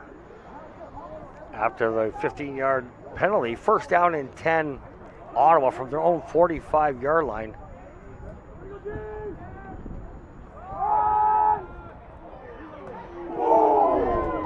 On the run, number 10, Rashid Johnson.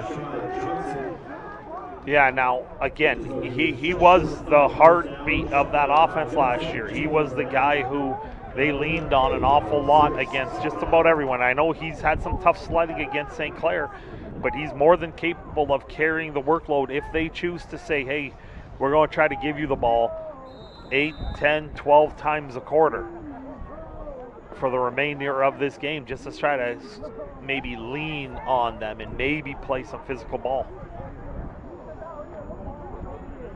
9-yard gain by Lamari brings up 2nd down and 1. Once again, Lamar, running back on the play, number 10, Rashid Johnson. Big gain for the Sooners into St. Clair territory.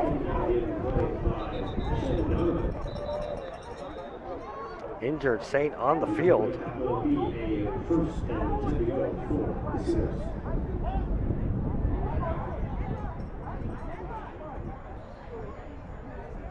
Can't quite get a number. There are the stick and chain crew there. There's bodies in the way. As you see in the graphic, the next home game is Saturday, September 6th. The Hamilton Hurricanes are coming to town.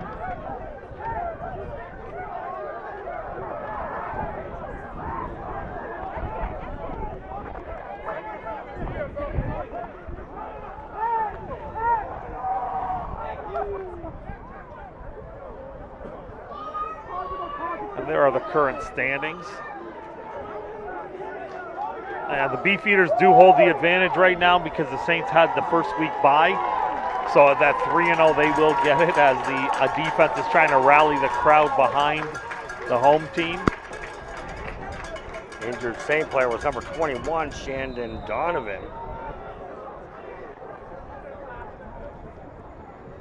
First and 10 Sooners.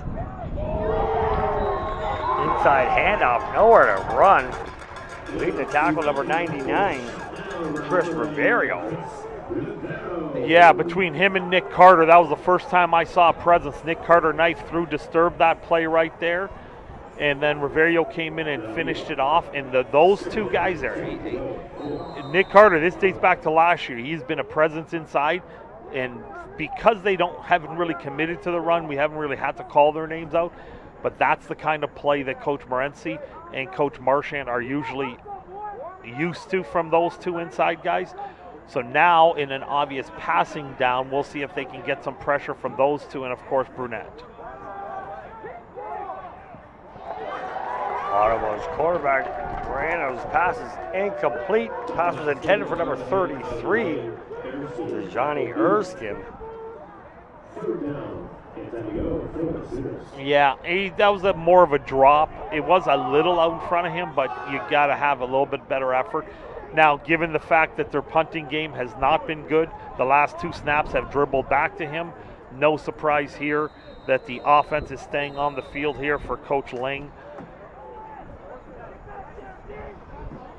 Third down and 10, Ottawa. Ball's on the St. Clair 36-yard line. 2:25 to play in the first half.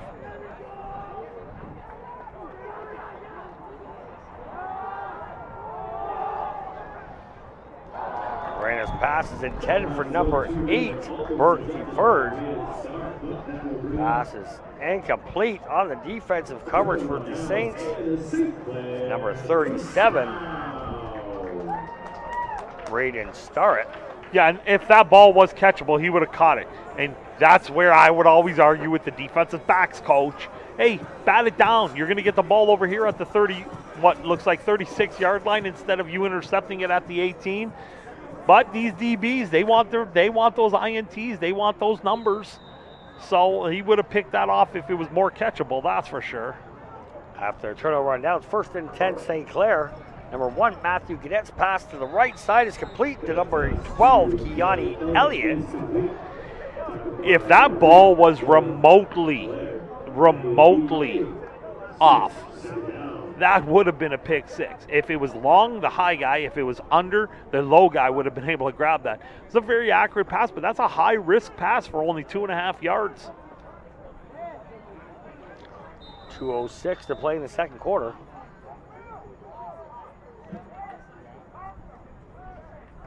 That looking right. Then back to the middle. Wide open the middle of the field. Once again, number 12, Keani Elliott. Good for another Saints first down. And last year we got accustomed to Maurice doing that kind of stuff, but then running for 30, 40 yards. The one thing that Matt does such a great job is that eye discipline down the field. He still sees his open receiver, and he got it to him. What a tremendous athletic play to slide through the pocket, avoid pressure, and still get it off. That's Doyle Marshall on the ground for the Saints down the left side. Penalty flag on the play. Multiple penalty flags on the play. I hope they don't call this on 51 for St. Clair. You got an offensive lineman who engages his guy and drives him 15, 16 yards down the field and is absolutely rolling him. Now, it did look like there was a late play from Ottawa.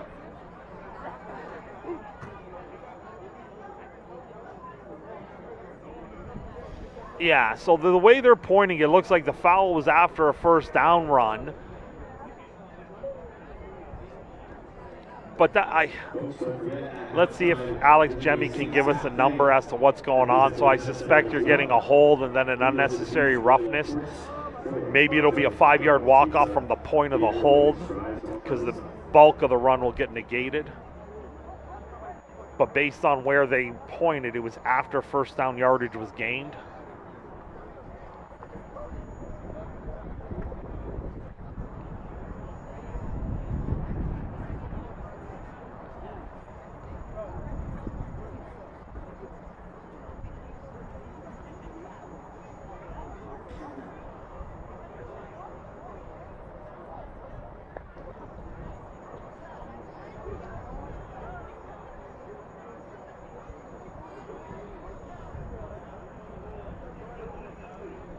All right, so we get a block in the back. I couldn't pick up a number, so it might not have been against 51 because when I watched him block, that looked good, so I couldn't pick up where a block in the back happened. So if that push in the rear happens, that's fine. You go back to the spot of where that occurred, which was after the first down, and then they're going to walk off the difference of the 5 yards because the unnecessary roughness head contact gives them the benefit of 5, and you're going to have a first down and 10 from the 15-yard line.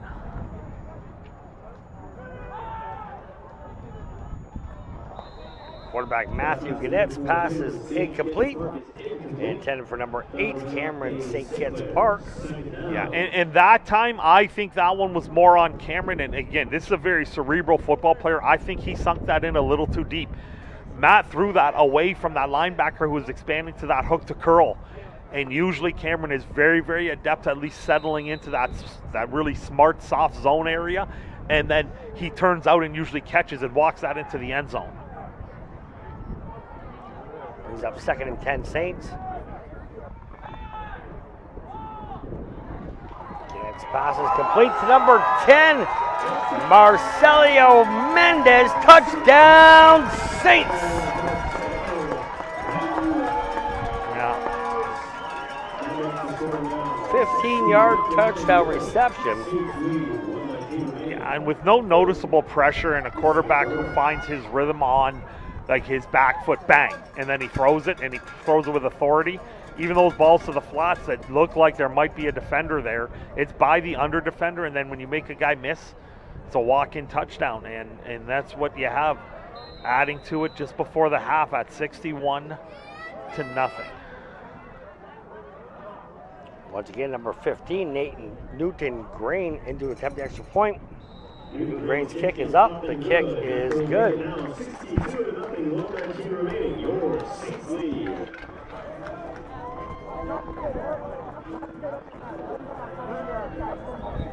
1:19 to play in the first half.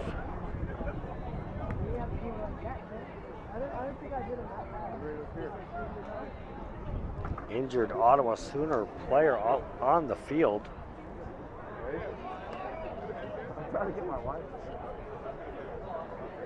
Yeah, and it's not sure what would have caused that. It's clearly away from the point of attack where the extra point happened, so did something happen? He tried to get up and walk out.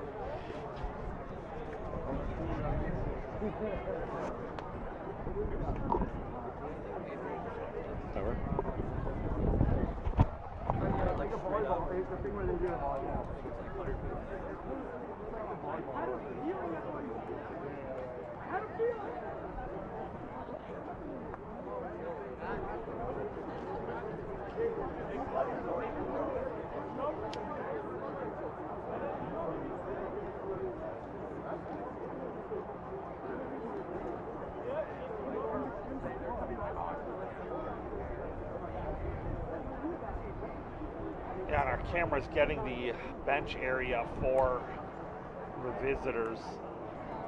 And it is a long afternoon right now. We're an hour and 40 minutes of live time, and we're still not through the first half, which it's been extremely slow.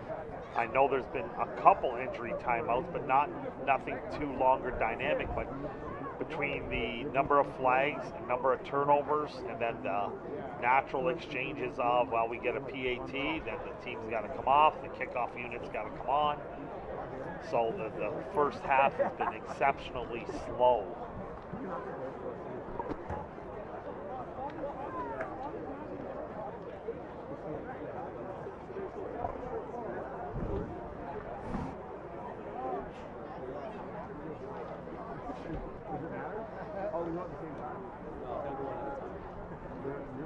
Why are you all looking for that? That was competition.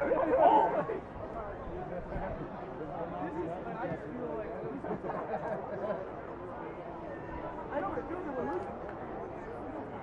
I feel like we're taking the 50 guys.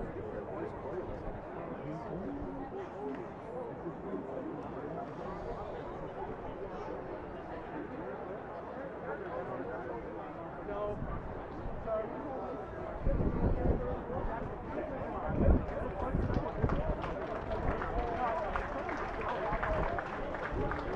Injured Ottawa Sooner player is number 99, Tyler Roy. 6'5", 250 pounds.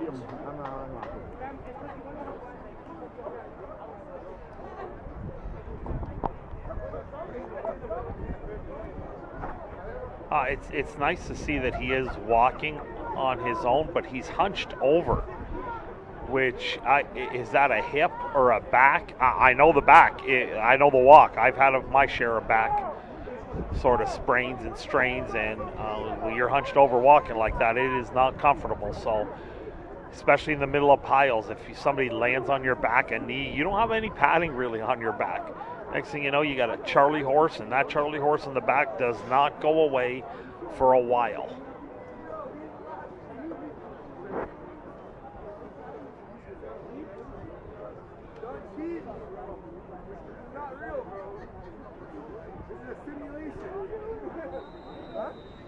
Whistle blown in. Number 15, kicker Joe Newton-Grain set to kick off for the Saints. Funny bounce.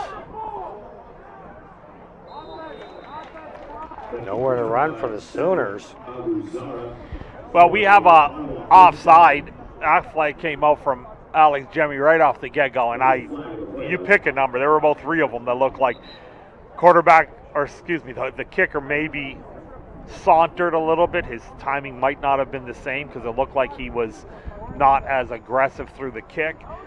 A couple guys were offside. So you have options here, and there looks like they're going to add on the 5 yards here rather than make them kick again, which, quite frankly, a lot of the times you opt to have them kick again. You back them up and you try to get a little bit better of a return because that ball bounced. Heck, if you catch the ball at the 25-yard line in the air, you probably fall forward for 8 to 10. 1:14 to play in the second quarter. First down and 10 Sooners from their own 25-yard line.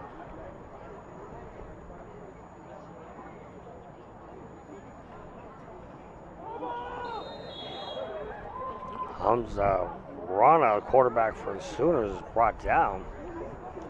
That is weird. That looked like the center thought he was under center. It looked like that ball was snapped to his butt, and rather than a shotgun. And it literally skipped off his butt and bounced back, and the quarterback ball carrier had no choice but to grab and absorb a big hit. Loss of 4 yards on the play brings up second down and 14 from their own 21-yard line.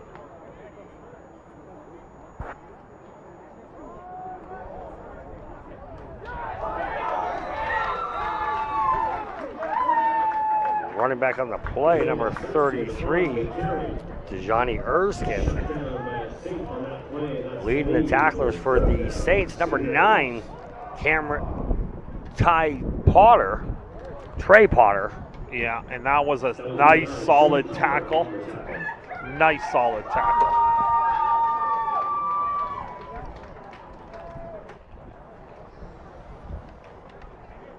Brings up third down and 14.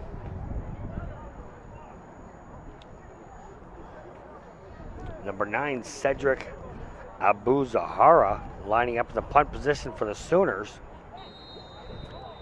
Standing just in front of the 5-yard line. Like, I'm taking the penalty here.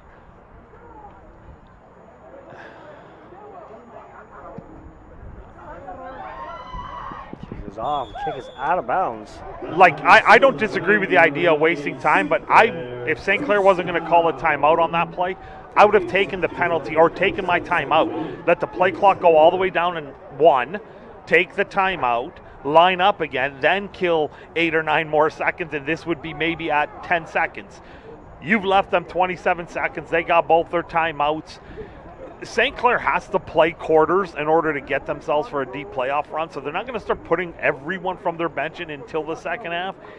They're going to go in hurry-up mode here. They're going to try to score here. 1st and 10 Saints. Ball spotted on the Sooners' 52-yard line. 27.3 to play in the first half.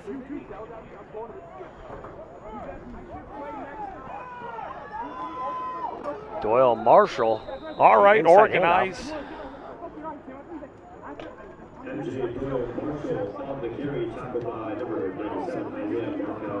handoff. Short gain of 1 yard on the play brings up 2nd down and 9. Second down.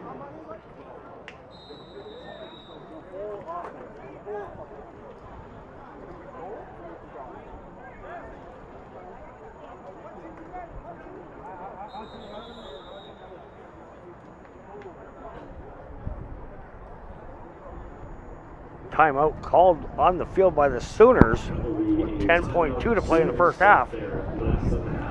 St. Clair 62, Ottawa, no score. Yeah, it was a personnel issue, which is fine. You can't take it to the half with you, so make sure you got the right personnel out. And with a couple injuries that have already happened right now, they're probably shuffling some players and shuffling some positions, so they're trying to map out who should be where right now.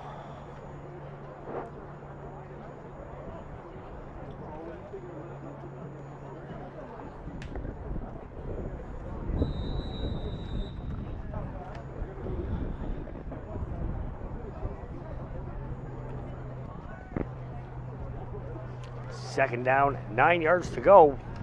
Ball's on the Ottawa 51-yard line.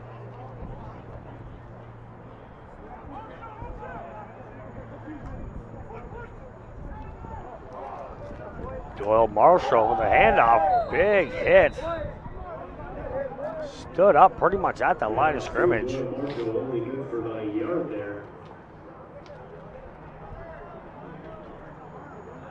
That was a solid hit, solid contact. I couldn't pick up the number. I thought it was number 92 who skated down and made the contact.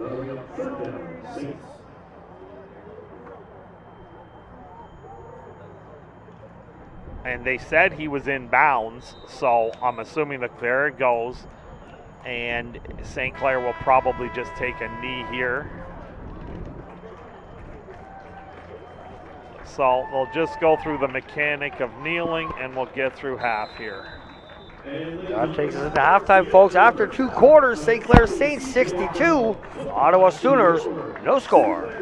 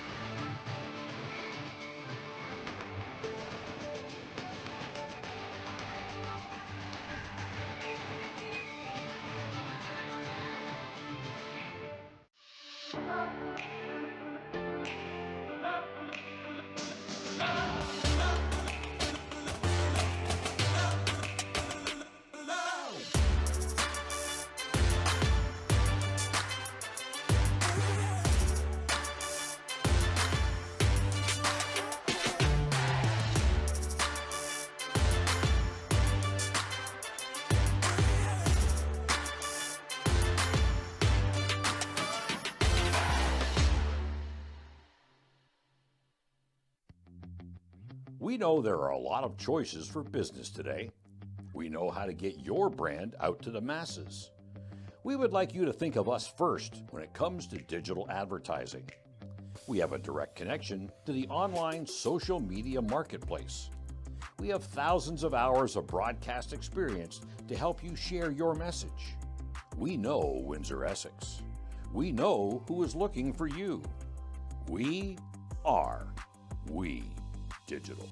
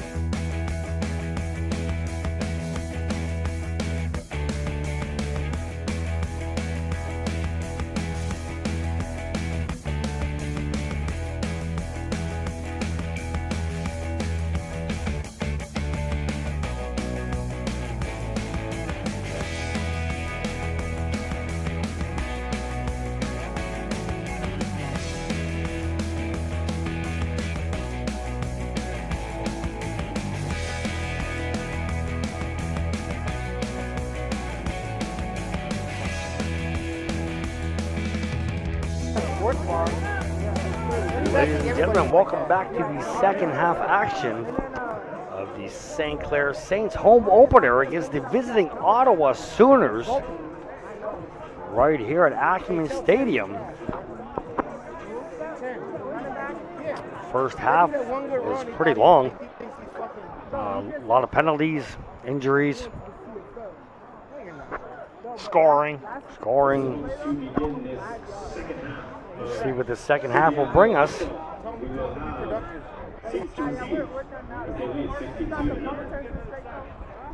Well, I'll tell you right now, you already got starting quarterback Matt Gannett is no longer in gear, so he's clearly out. I suspect that Cameron will not play either. He was nursing an injury earlier, so St. Kitts Park is probably, I would suspect, done for the day. Doyle Marshall, I don't know if he's seen a second half much this whole year, let alone the last few years, so I can picture him being done. And the swift feet here of 85 is pretty impressive for Jaden Shallow. Shallow takes the second half kickoff up to the 44-yard line of the Saints. First down and 10 Saints.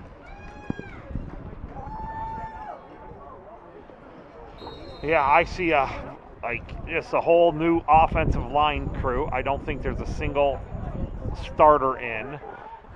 And obviously Gannett's not there. Cameron St. Kitts Park's not out on the field either.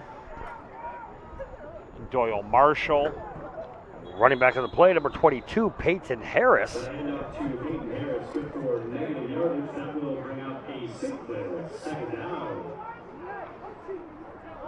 Tackle led by number 8, Cedric Abu-Zahara of the Sooners. Loss of 5 yards on the ground brings up second down and 15. Ball spotted on St. Clair's 39-yard line. Looks like it's 17. Obilovich, who is at the quarterback right now. Quinn.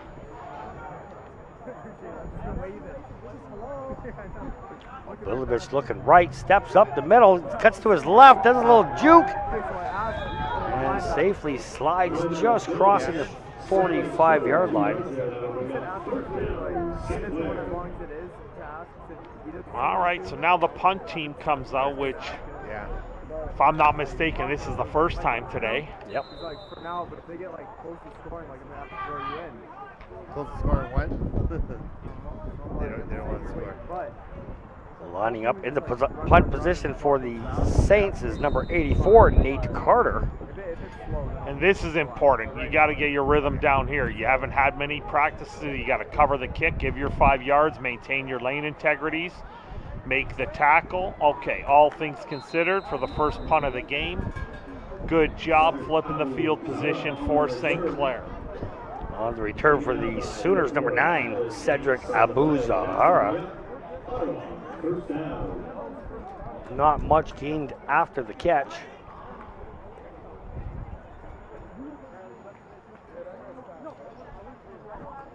Looks like first down and 10, Ottawa starting this drive from their own 32-yard line. Now, a few of the players, just trying to identify a few of them for the Ottawa Sooners, I have not seen back out in a little bit. Will include Tristan Hart, because I did not see him come from the sideline, which was number 7. He was their early receiving leader.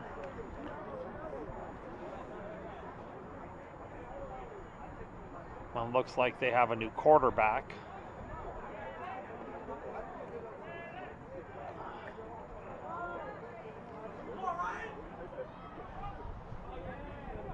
That looks like direct snap to number 10, Rashid Johnson. Yeah, they did that a couple plays last year. This is a Wildcat. I remember seeing some of the film. So when they put Rashad back there, it's just a powerhouse backfield, which tells me that Coach Ling is just saying, well, we're going to try to establish a line of scrimmage, maybe get this game going a little more quickly. Let's not have as many stoppages as possible, and let's try to get out of here as healthy as possible. But He knows this just like any other football coach, just like you know this. If you can't establish the line of scrimmage, you're not going to win many football games, so maybe he's trying to get his guys rolling forward and pushing the pile a little.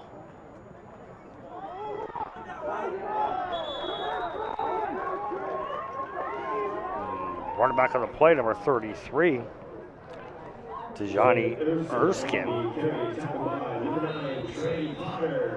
Leading the tackle for the Saints, number 9, Trey Potter.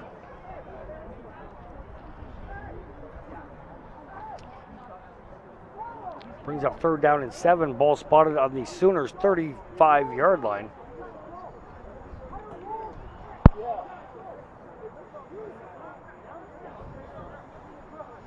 Once again, Cedric Abu-Zahara lining up in the punt position for Ottawa, standing on his own 22-yard line. Short kick. So that one will sail out of bounds, and that'll bring up a Sinclair first down. Well, I now officially see Doyle Marshall in sandals, Crocs, whatever you want to call them, and without his shoulder pads, so clearly he's done.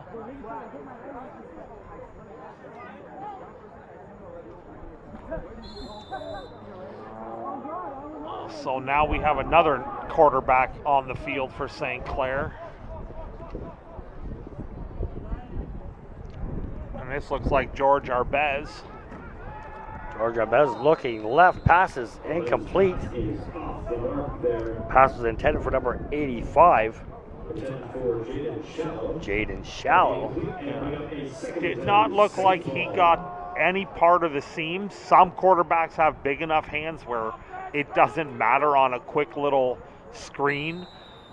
They just throw the ball, but that did not look like a very good throw, and it just dove and lost any velocity.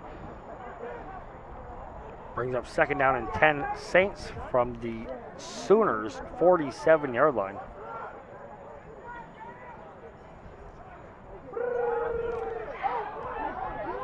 Arbez's pass is intended for number 13. Josiah Matty is incomplete. On the coverage for Ottawa, number 11, Amin Rahim.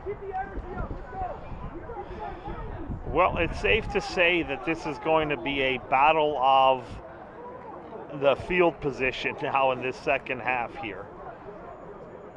Whoever gets the short field is going to score a point somewhere.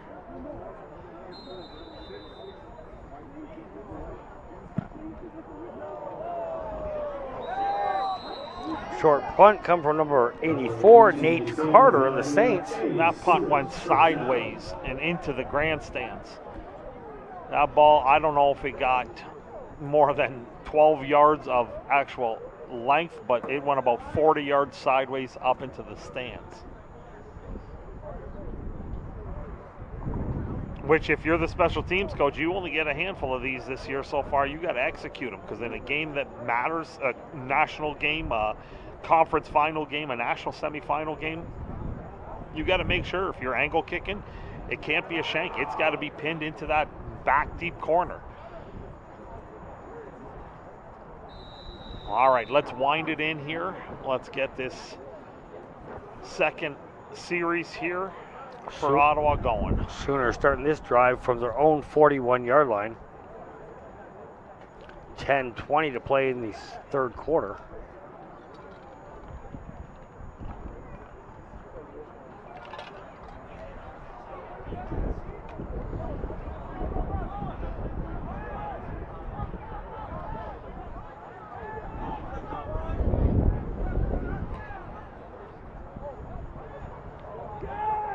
Inside run.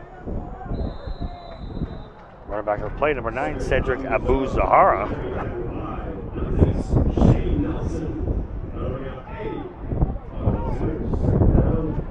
Yeah, it does look like the quarterback's day is done. I'm just trying to gauge to see if he's even still in uniform right now, because he did get hit a few times. I can't identify if number 14 is still even in uniform for the visitors, but we do have a Wildcat set backfield full house. Little confusion here. Doesn't look like they have enough men on the line of scrimmage. Now they do. Loose ball.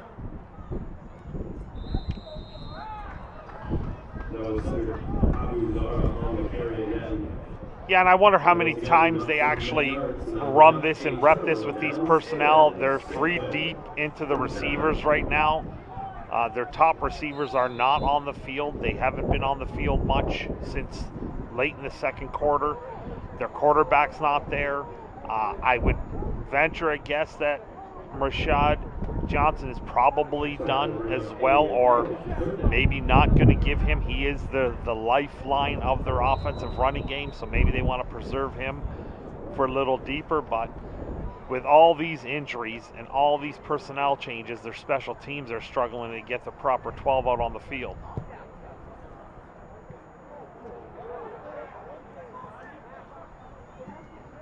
Punch returned by number 85, Jaden Shallow. Down the right sideline, spin, still in bounds, still on his feet. Good return from Shallow. He has impressed the heck out of me with how much balance he has in tight spaces. As it looks like 2 Sooners collided with one another, and they're a little slow to get up, but fortunately for Ottawa, they do indeed get up.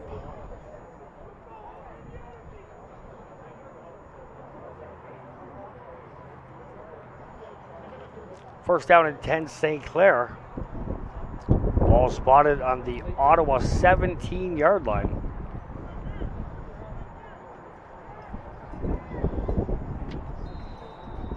Quinn Obilovich is back in. Number 22, Peyton Harris, the lone running back on the play. It's Peyton off the right off tackle. Not a bad run. A couple of the offensive linemen, I'd like to see them maybe engage and sustain just a little bit longer. You still want to establish, you don't want to have bad habits kick in and your feet aren't moving. So with these backups in, run the ball a little bit, see if you can find a solid 2 at one of the 2 interior or tackle positions. Find a good interior backup. These are the game films and the game plays that are going to matter. Once again, Harris, the ball carrier. Yeah, and the left side of that collapse. So your left guard's got to do a better job of at least cutting off that penetration, because it looked like the right guard in the center there did a nice job of creating a little bit of seam to the call side. But it looks like the field goal team is coming out.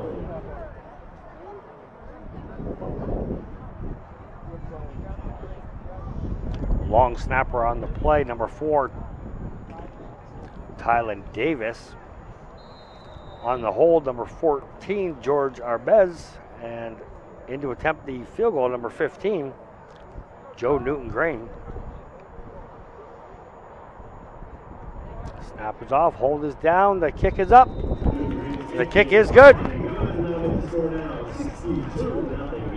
6:42 to play in the third quarter. St. Clair stays 35. Ottawa Sooners yet to hit the scoreboard. Well, I guess for all parties involved, this half has got off to a much more efficient start. We're already halfway through this. I suspect the second half will be a little bit more like this. You're going to have some basic plays. Hand the ball off, run the ball. Every play is going to take about a minute when you include the 20-second play call.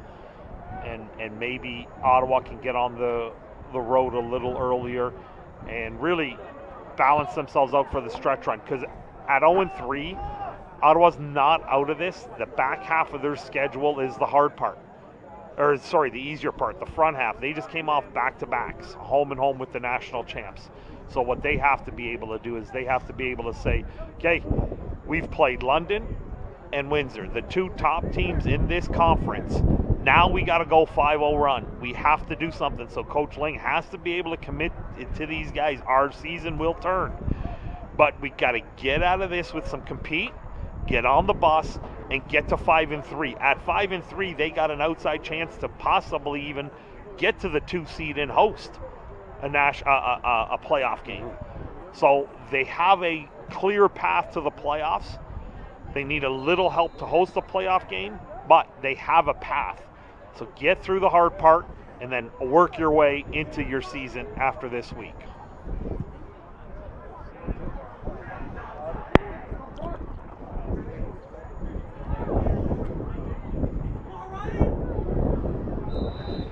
Yeah, nice coverage. That's much better if you're the covered team. You really squeezed everything down. Running back our ball carrier got really nothing going downhill. And you make the tackle inside the 20. It looks like right around the 16-yard line. Yeah, that was number 9, Cedric Abu-Zahara, the return for Ottawa. First down and 10, Ottawa, starting this drive from their own 16-yard line. 6:25 to play in the third quarter.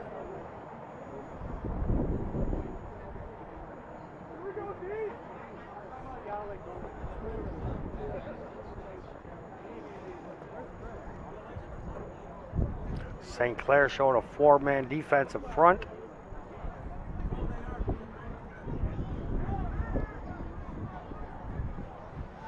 Lining up the quarterback position for Ottawa, number 33, DeJohnny Erskine.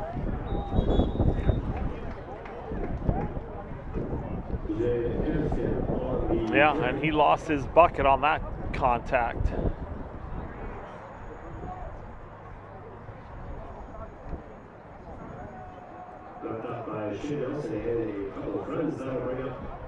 No gain on the play. And it's hard to really judge like the offensive line for the Sooners. There are a couple changes. Already know a couple of the bigs already went out. Hard to really see how they're going to get anything going late in this game. But what you are looking for if you're Coach Lange is you're looking for one person to make a play here or there to say, good, we can build off of this, whether it's a young player, whether it's a veteran who takes the leadership role of that crew. You need somebody to make something happen. Low snap by the Sooners.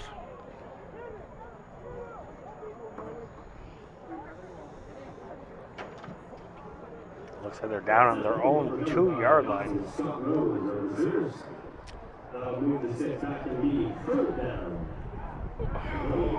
Well, this is a no-brainer.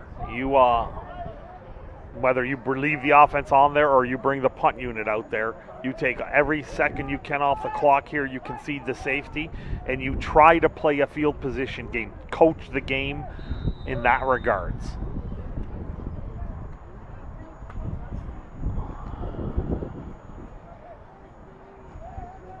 Heck, even take the penalty here because what are they going to move you back? A yard? It's moot. Hey, see if Jalen wants to go with us. Yeah. Hey, by the way, they told And the Sooners left the safety. That's fine, but I'll go wait, they told you what? 2 points awarded to St. Clair. 4 minutes to play in the third quarter. 67-0. Well, as George Arbez coming out for this next drive here.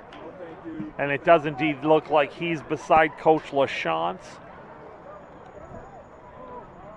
As we get Gannett beside Coach LaChance as well, writing down the play. So he's got clipboard duty for this second half as the backups are responsible now for taking the field.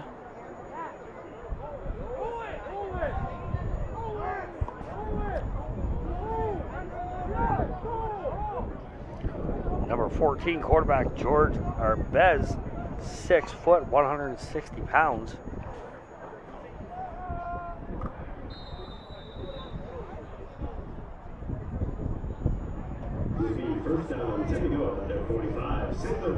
First and 10, St. Clair starting this drive from their own 35-yard line.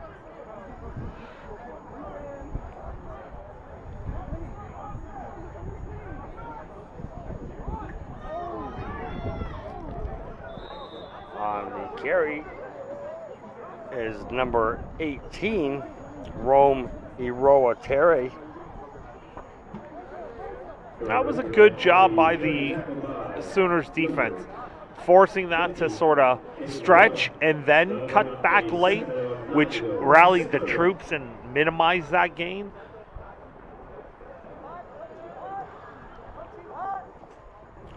Rome picks up 1 yard on the ground, brings up 2nd down and 9.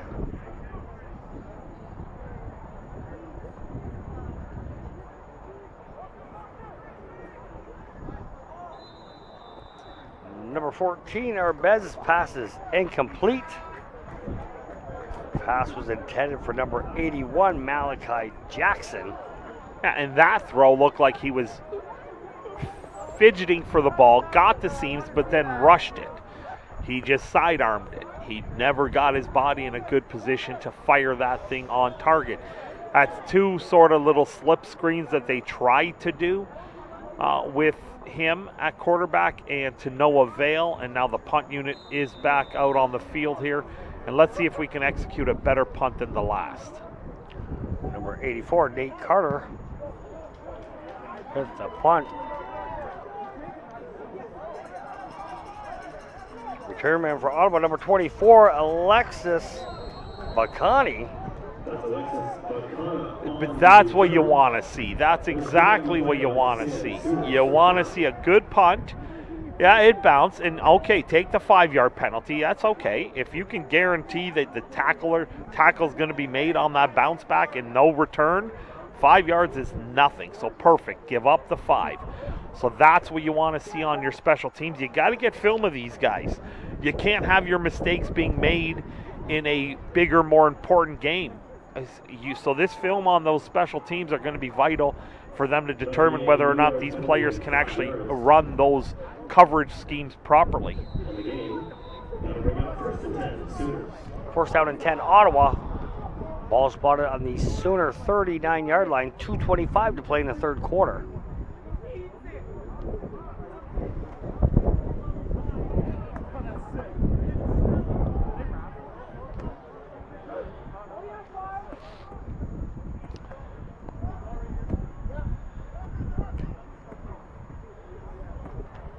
That's number 10, Rashid Johnson, the ball carrier on the play. First contact made by number 16, D'Angelo Holness.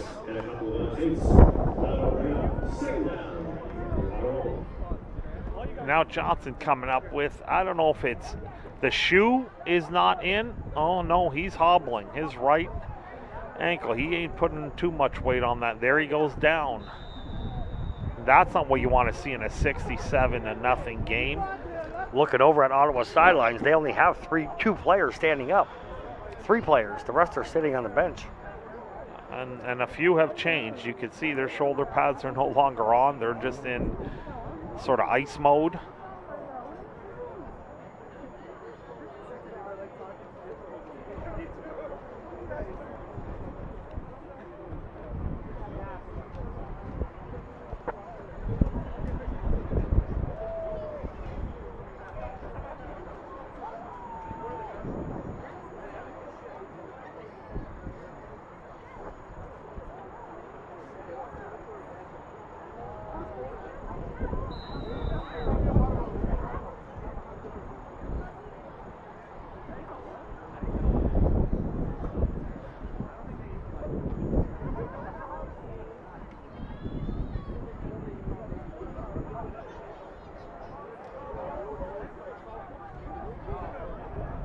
Second down and 10, Ottawa.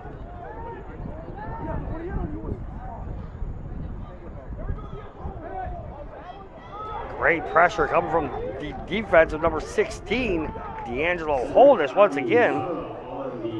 That's great. That's an effort play. That's hustle. It looked like a little bit of a option pitch pass from Ottawa. I'm not saying that's what their offense is going to look like this year. They're just up against it. They're trying some different things.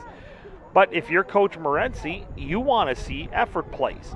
Some of these guys haven't played much this year. I know there have been blowout wins earlier, but they got 70-some-odd players on this team. So the reps are going to be shared, and you want to see that. Maybe that kid finds himself on a more regular special team after 2 effort plays in a row. Abu Zahara's punt is off. On the return, number 12, Keani Elliott. Well, there's a positive there. There's a positive there. And now we have a little bit of pushing. Now, this one here, it looked like the St. Clair guy was just on his back, and that's Ibrahim.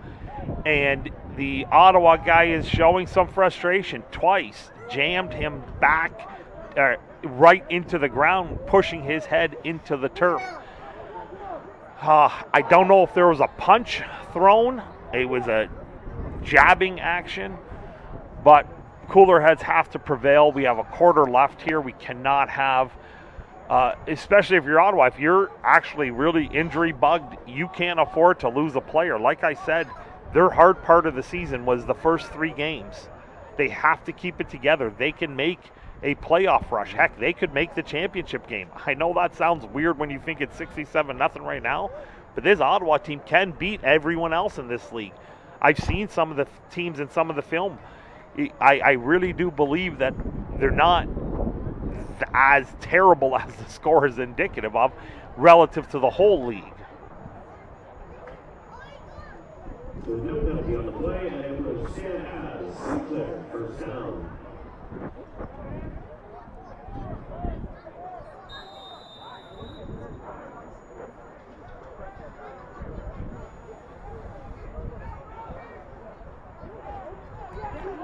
Nice throw coming from number 17, Quinn Obilovich.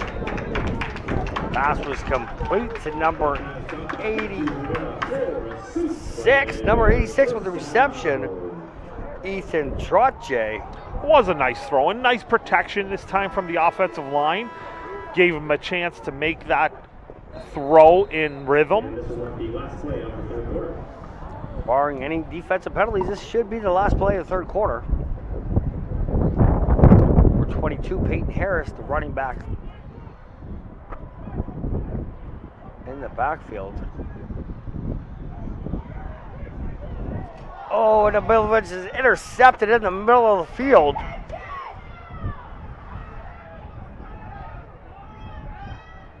Nice read. Yeah, and this flag will get picked up. There was a blatant assault of a defensive player. He was held and lassoed by the left tackle. I'm not sure which one was in for that series. I want to venture a guess it was number 64, which is Nolan Trainer. I think he lined up at the left tackle, but it was a clear takedown, and this interception is going to stand. And I know Coach LaChance is not going to be happy. I don't think they threw an interception in their first couple games of the season, and now that is 3. And Coach Morency definitely does not want to see his defense put in a compromised situation with a turnover deep in their own end. In this case, it's at midfield, but they want to preserve that shutout. Yeah, and it is the end of the quarter. So they're pretty much changing 1 yard. It's the 54-yard line of their own side right now, and here we go into the final quarter.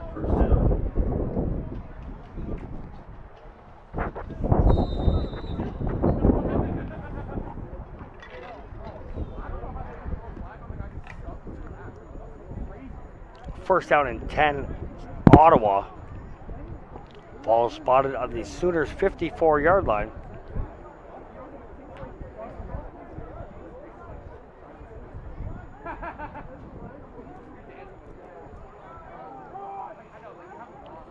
On the keeper, number 33, Dejani Erskine.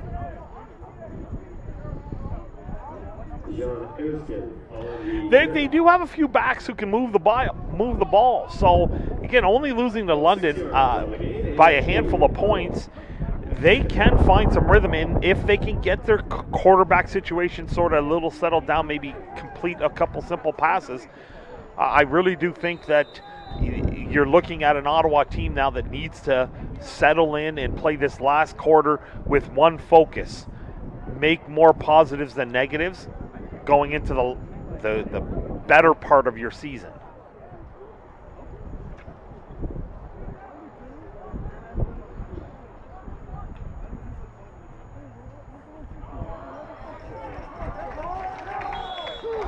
Yeah.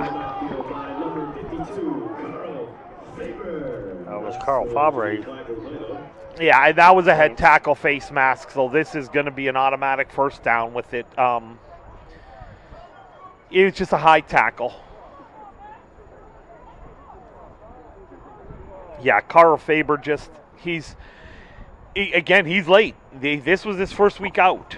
He did not really partake in the offseason with the team. He thought he was done, and he came out late. And when I showed up to practice on Thursday, just as part of my weekly prep, I come once a week.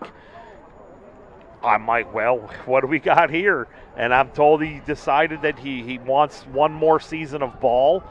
So that's maybe a product of just not having the reps that he needs. Again, this is a former All-Canadian. We're not talking some average football player.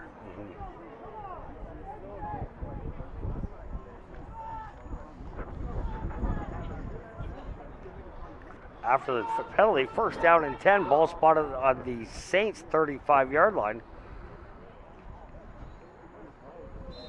Ball carrying the play, number 10, Rashid Johnson. Yeah, not much of a hole there, but he also slipped.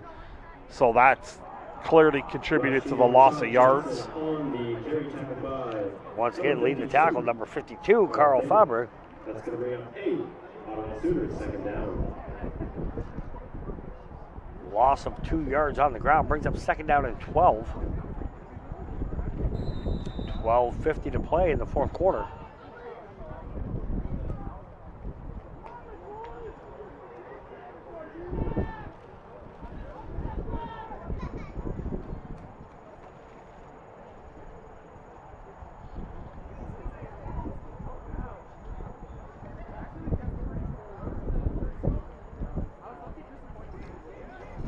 Once again, Erskine on the keeper, number 33 for Ottawa.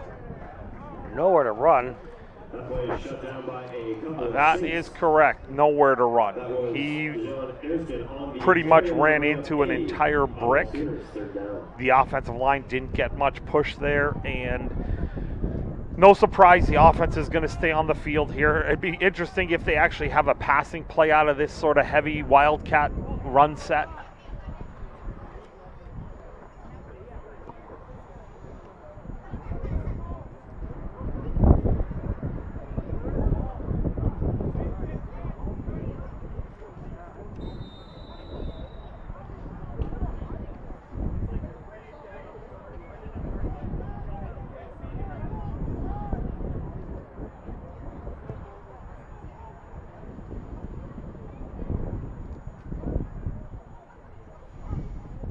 High snap, Erskine looking right. There's no pass, he's running. Penalty flag on the play, behind the play. Erskine's flushed out of bounds by number 25. Yeah, and if it is against Ottawa, which I'm not sure. Two people sort of stumbled into each other. Yeah, that's a decline, and you're going to have a turnover on downs. To be holding on Ottawa, the penalty will be declined, and the result of the play will be a turnover on downs. First down. Yeah, it looked like the defender sort of stumbled into the offensive guy, and then the offensive guy had no choice but to pull him down with him because he was off balance, and he caught him for the hold, but regardless, it wasn't going to get the yards gained anyway. So now it looks like Arbez is back at quarterback.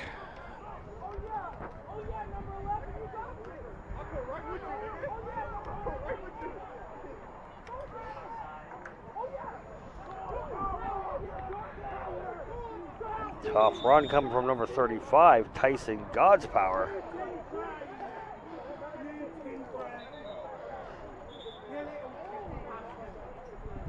Injured Sooner player on the field. There's Tyson Gofftower on the carry, wrapped up by number 55 of the Sooners, Yorhalu Shaw.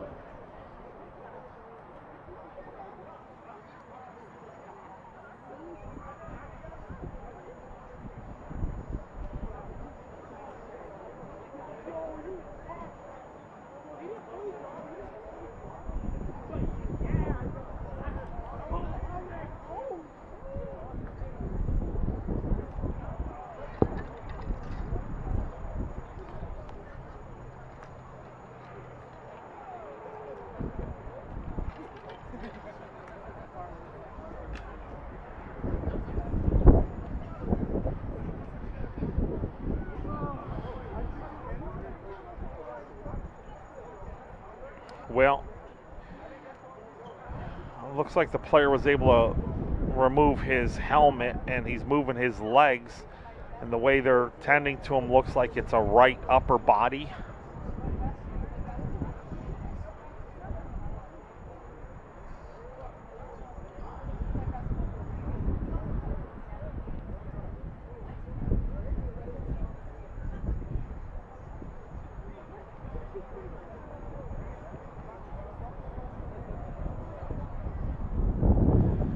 And once again, it does look like it's a bigger body in there. It does not look like it's a small. Yeah, that was the leading tackler, number 55, Nori Abu Shalah.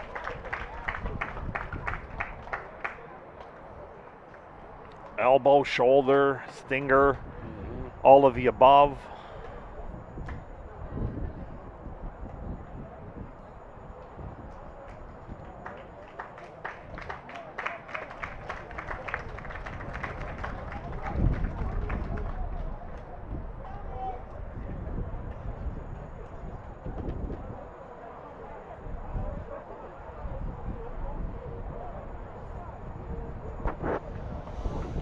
.10:44 to play in the fourth quarter. St. Clair Saints leading the Ottawa Sooners.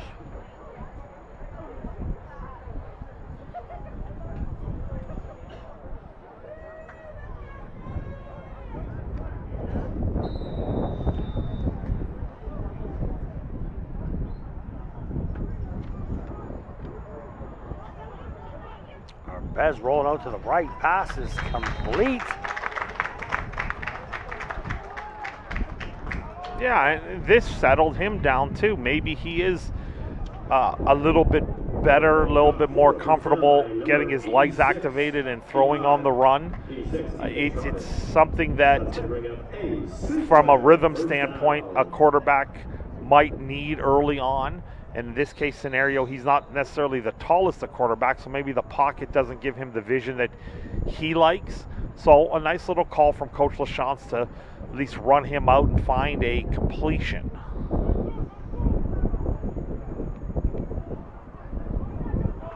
This time Arbez is going to the left side. Nice little soft pass to number 86. Once again, Ethan Troche. Yeah, very similar concept. Just giving him a chance to control the pace at which he throws by gathering his feet underneath him as he rolls in the pocket, as opposed to straight drop back and having to search and scheme. Here he's going to the left, and he pretty much is waiting for usually some sort of sideline comeback route to open up, and that's indeed what happened. And he completed 2 in a row now. First down and 10 Saints inside the Sooners territory.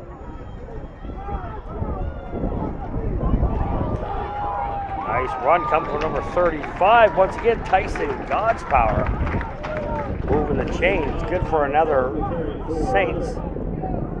First down. And then a little bit better there from the offensive line. And this is what happens when you get 3-4 plays in a row. An offensive line knowing where the ball is going and knowing what the cadence is. Defense gets a little tired. And, of course, this defense, they've been on the field an awful lot first and second half. There's not much of a bench to be had today. So you can find some rhythm and maybe a spark from a backup offensive lineman. That's what Coach Morency and Coach Jennings are going to be looking for on the offensive side. Who's our solid 2 at the guard or at the tackle? Who should it be? Arbez's pass is complete to number 12, Keani Elliott. Tripped up just as he crosses the 20-yard line inside the 20-yard. Resulting in another St. Clair first down. Yeah, a little throwback screen action. And Elliott's just been electric this whole year. We already saw him on that punt return. Now getting involved with the offense. It's been a quiet day for him on the offense. Not a ton of targets, but he has handled the ball a couple times. Now one on a jet sweep and now on that completion as well. First and 10 Saints on the Sooners 19-yard line. 8 minutes to play in the fourth quarter. And once again, Keani Elliott. Keani Elliott on the carry once again. Started out to be a great play coming from number 44, William Lamari. And then turned into a frustration play. Yep. Yeah, I do feel bad for some plays and some instances. Like you come on the road and you go, it's hard. A competitor's not like getting their butts whipped, and this is back-to-back weeks. We're talking 110, 120 points against your defense. It's not fun, and especially when it's some of your backups. Yeah. The backups are adding to the total. So you don't want to see that. So now you're moving up 15 yards. You're going right from the 17 all the way to the 2-yard line here, and it's almost inevitable that they're going to find pay dirt once again, and the frustration just mounts even more. That'll bring the ball up to the 1-yard line and give us a 6 first down. Now, I would like to just see them wedge this forward. Quarterback sneak. Get the quarterback under center with these backup linemen in and see, can I lean on them and practice that mechanic?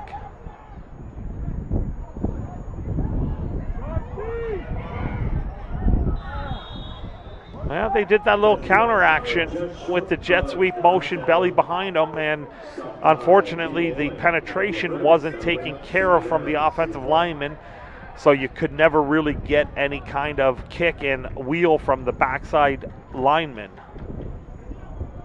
That was number 12, Keani Elliott. Tackled down on the 1-yard line, brings up second down and goal from the 1.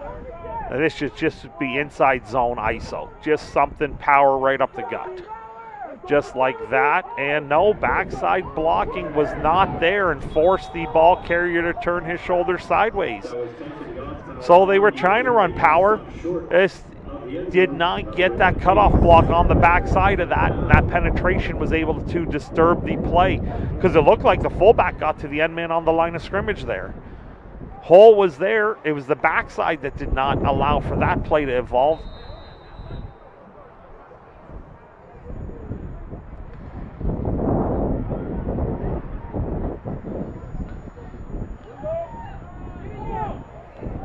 And this time they are in. Touchdown Saints, number 35, Tyson Godpower. Yeah, and they pretty much went back to the same play, but wasn't the prettiest blocking up front, but the running back found a seam and just launched his body forward, finding pay dirt and getting this score into the 70s.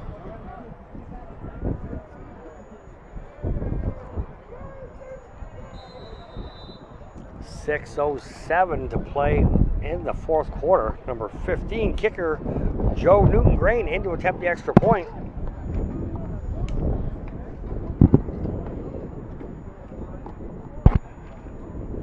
Kick is up. The kick is good. And good. That'll make the score now 74-0. Yours, Saints lead.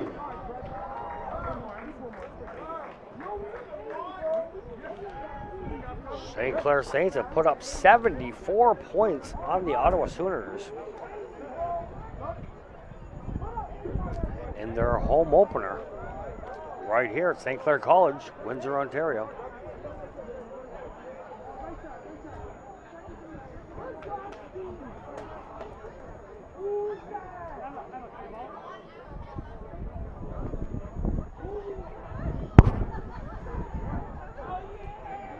I expected a score, a lopsided score. What I didn't expect is the short bench from the other side. I was expecting them to come down with a little bit more. But then again, last week, the injuries could very well have mounted from last week's game. So they just have to survive 6 more minutes here and then refocus. I know I sound like a broken record. There's not much more I can say, but their season is not over. This is the hard part.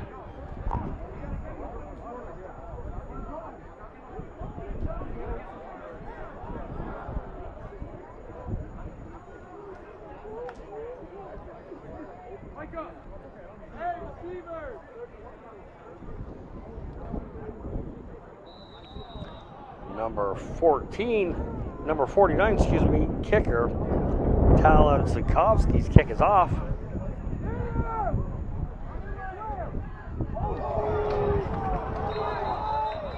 Right. Kick returned by center Andrew Zara. Yeah, and that's just not fair because that's Carl Faber who comes in and makes that tackle. And they're just trying to incorporate him in. This is a practice session for him, and he's on a kick cover team, and he just motors his way down, makes a tackle.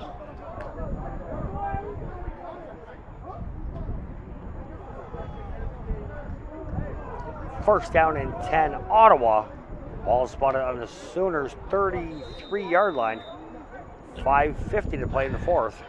If you're Ottawa, if you can somehow mount and kill this clock and break this shutout, if you can somehow get 5 minutes, get somehow into scoring position here and put some points on, you got to take a small win somewhere. Yeah.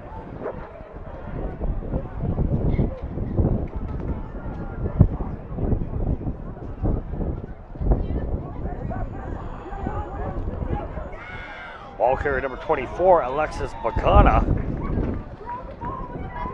Well, the fact that he actually got positive out of that is surprising. On the tackle for the Saints, number 20, Donovan Osman. And we got 33 down.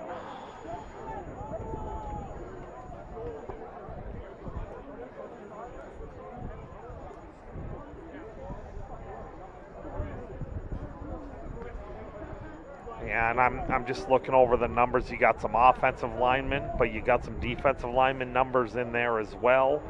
So clearly some guys are having to play both ways, which is, I mean, exhausting. You got this Travis Hunter discussion happening at the NFL level, whether he can play professional football at both receiver and at cornerback. And that's yet to be determined what they're going to do with him, but they're going to give it a go. But linemen, not many good offensive linemen can play defense. Not many good defensive linemen can play offense and play both ways effectively.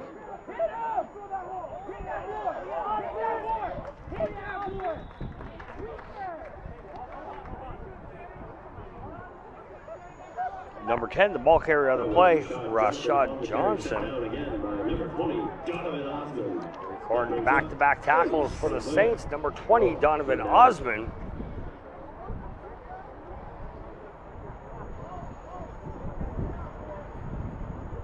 First-year player out of Herman Academy.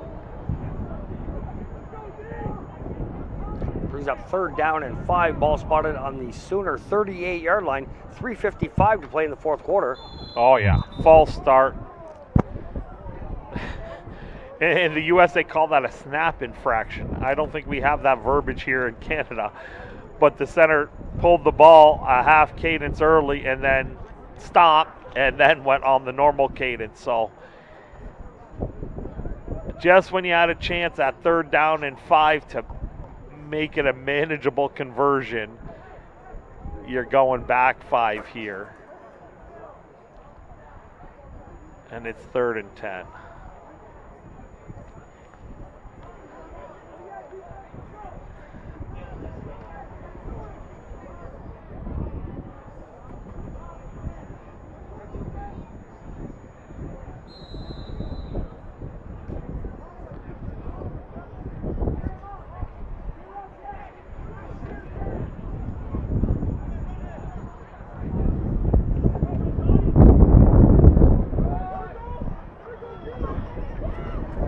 That's number 10 on the keeper, Rashad Johnson.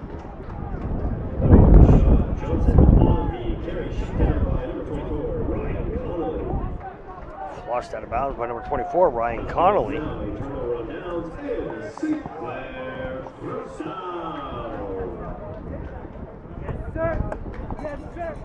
Yeah, and just over 3 minutes. I suspect after this play we'll get the 3-minute warning. 1 first down, maybe we get a victory formation, kneel down. I will say this second half, as expected, went by a whole heck of a lot more quickly. 1st and 10 Saints from the Sooner 35-yard line, 3:12 to play in the fourth.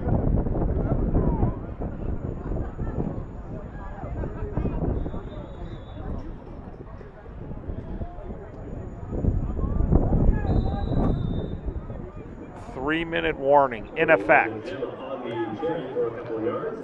Ball carrier on the play, number 36, Elijah Jama. Picks up 5 yards on the ground, brings up 2nd down and 5.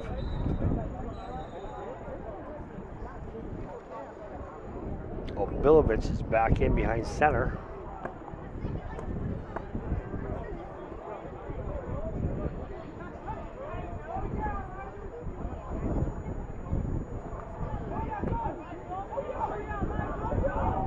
Back-to-back handoffs to number 36, Elijah Jama. Tough run.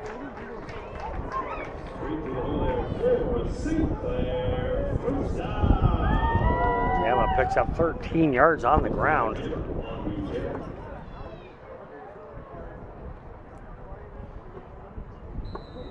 Ball spotted on the Sooner 17-yard line, 2:25 to play in the 4th quarter.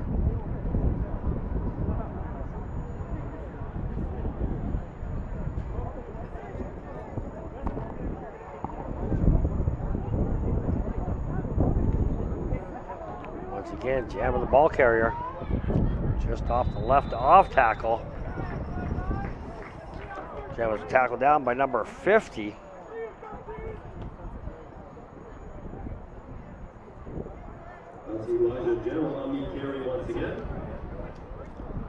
That's Cage Malloy, number 50 for the Sooners.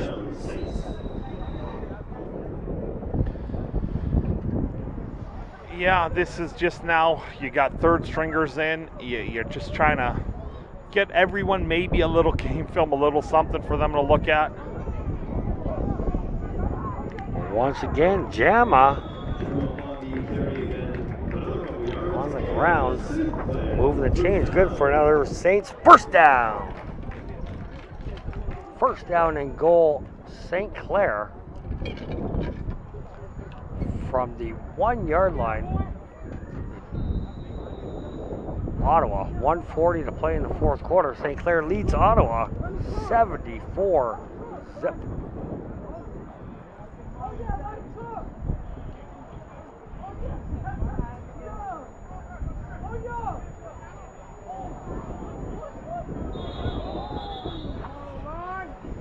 Nowhere to run. A risky proposition there, running back trying to stretch the ball from the 2-yard line over. That's not a good habit to have. I know Coach McCurdy's probably going to look at that and say, don't you do that. That's not what you want to see. You do not want to see that ball extended when you're not even close.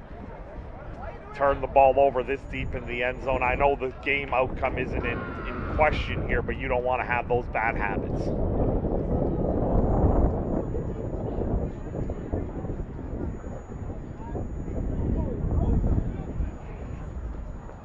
And obviously both coaches are taking liberties with the amount of time is being allowed to call this play in here.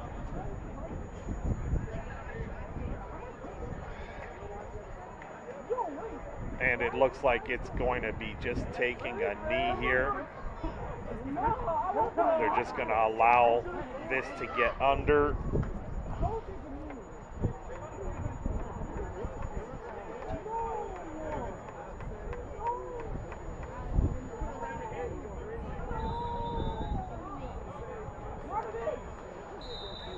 And they wind it in for one final knee. And that's all she wrote, Jeff. Yep. After 4 quarters, St. Clair once again defeat the Ottawa Sooners by a score of 74-0.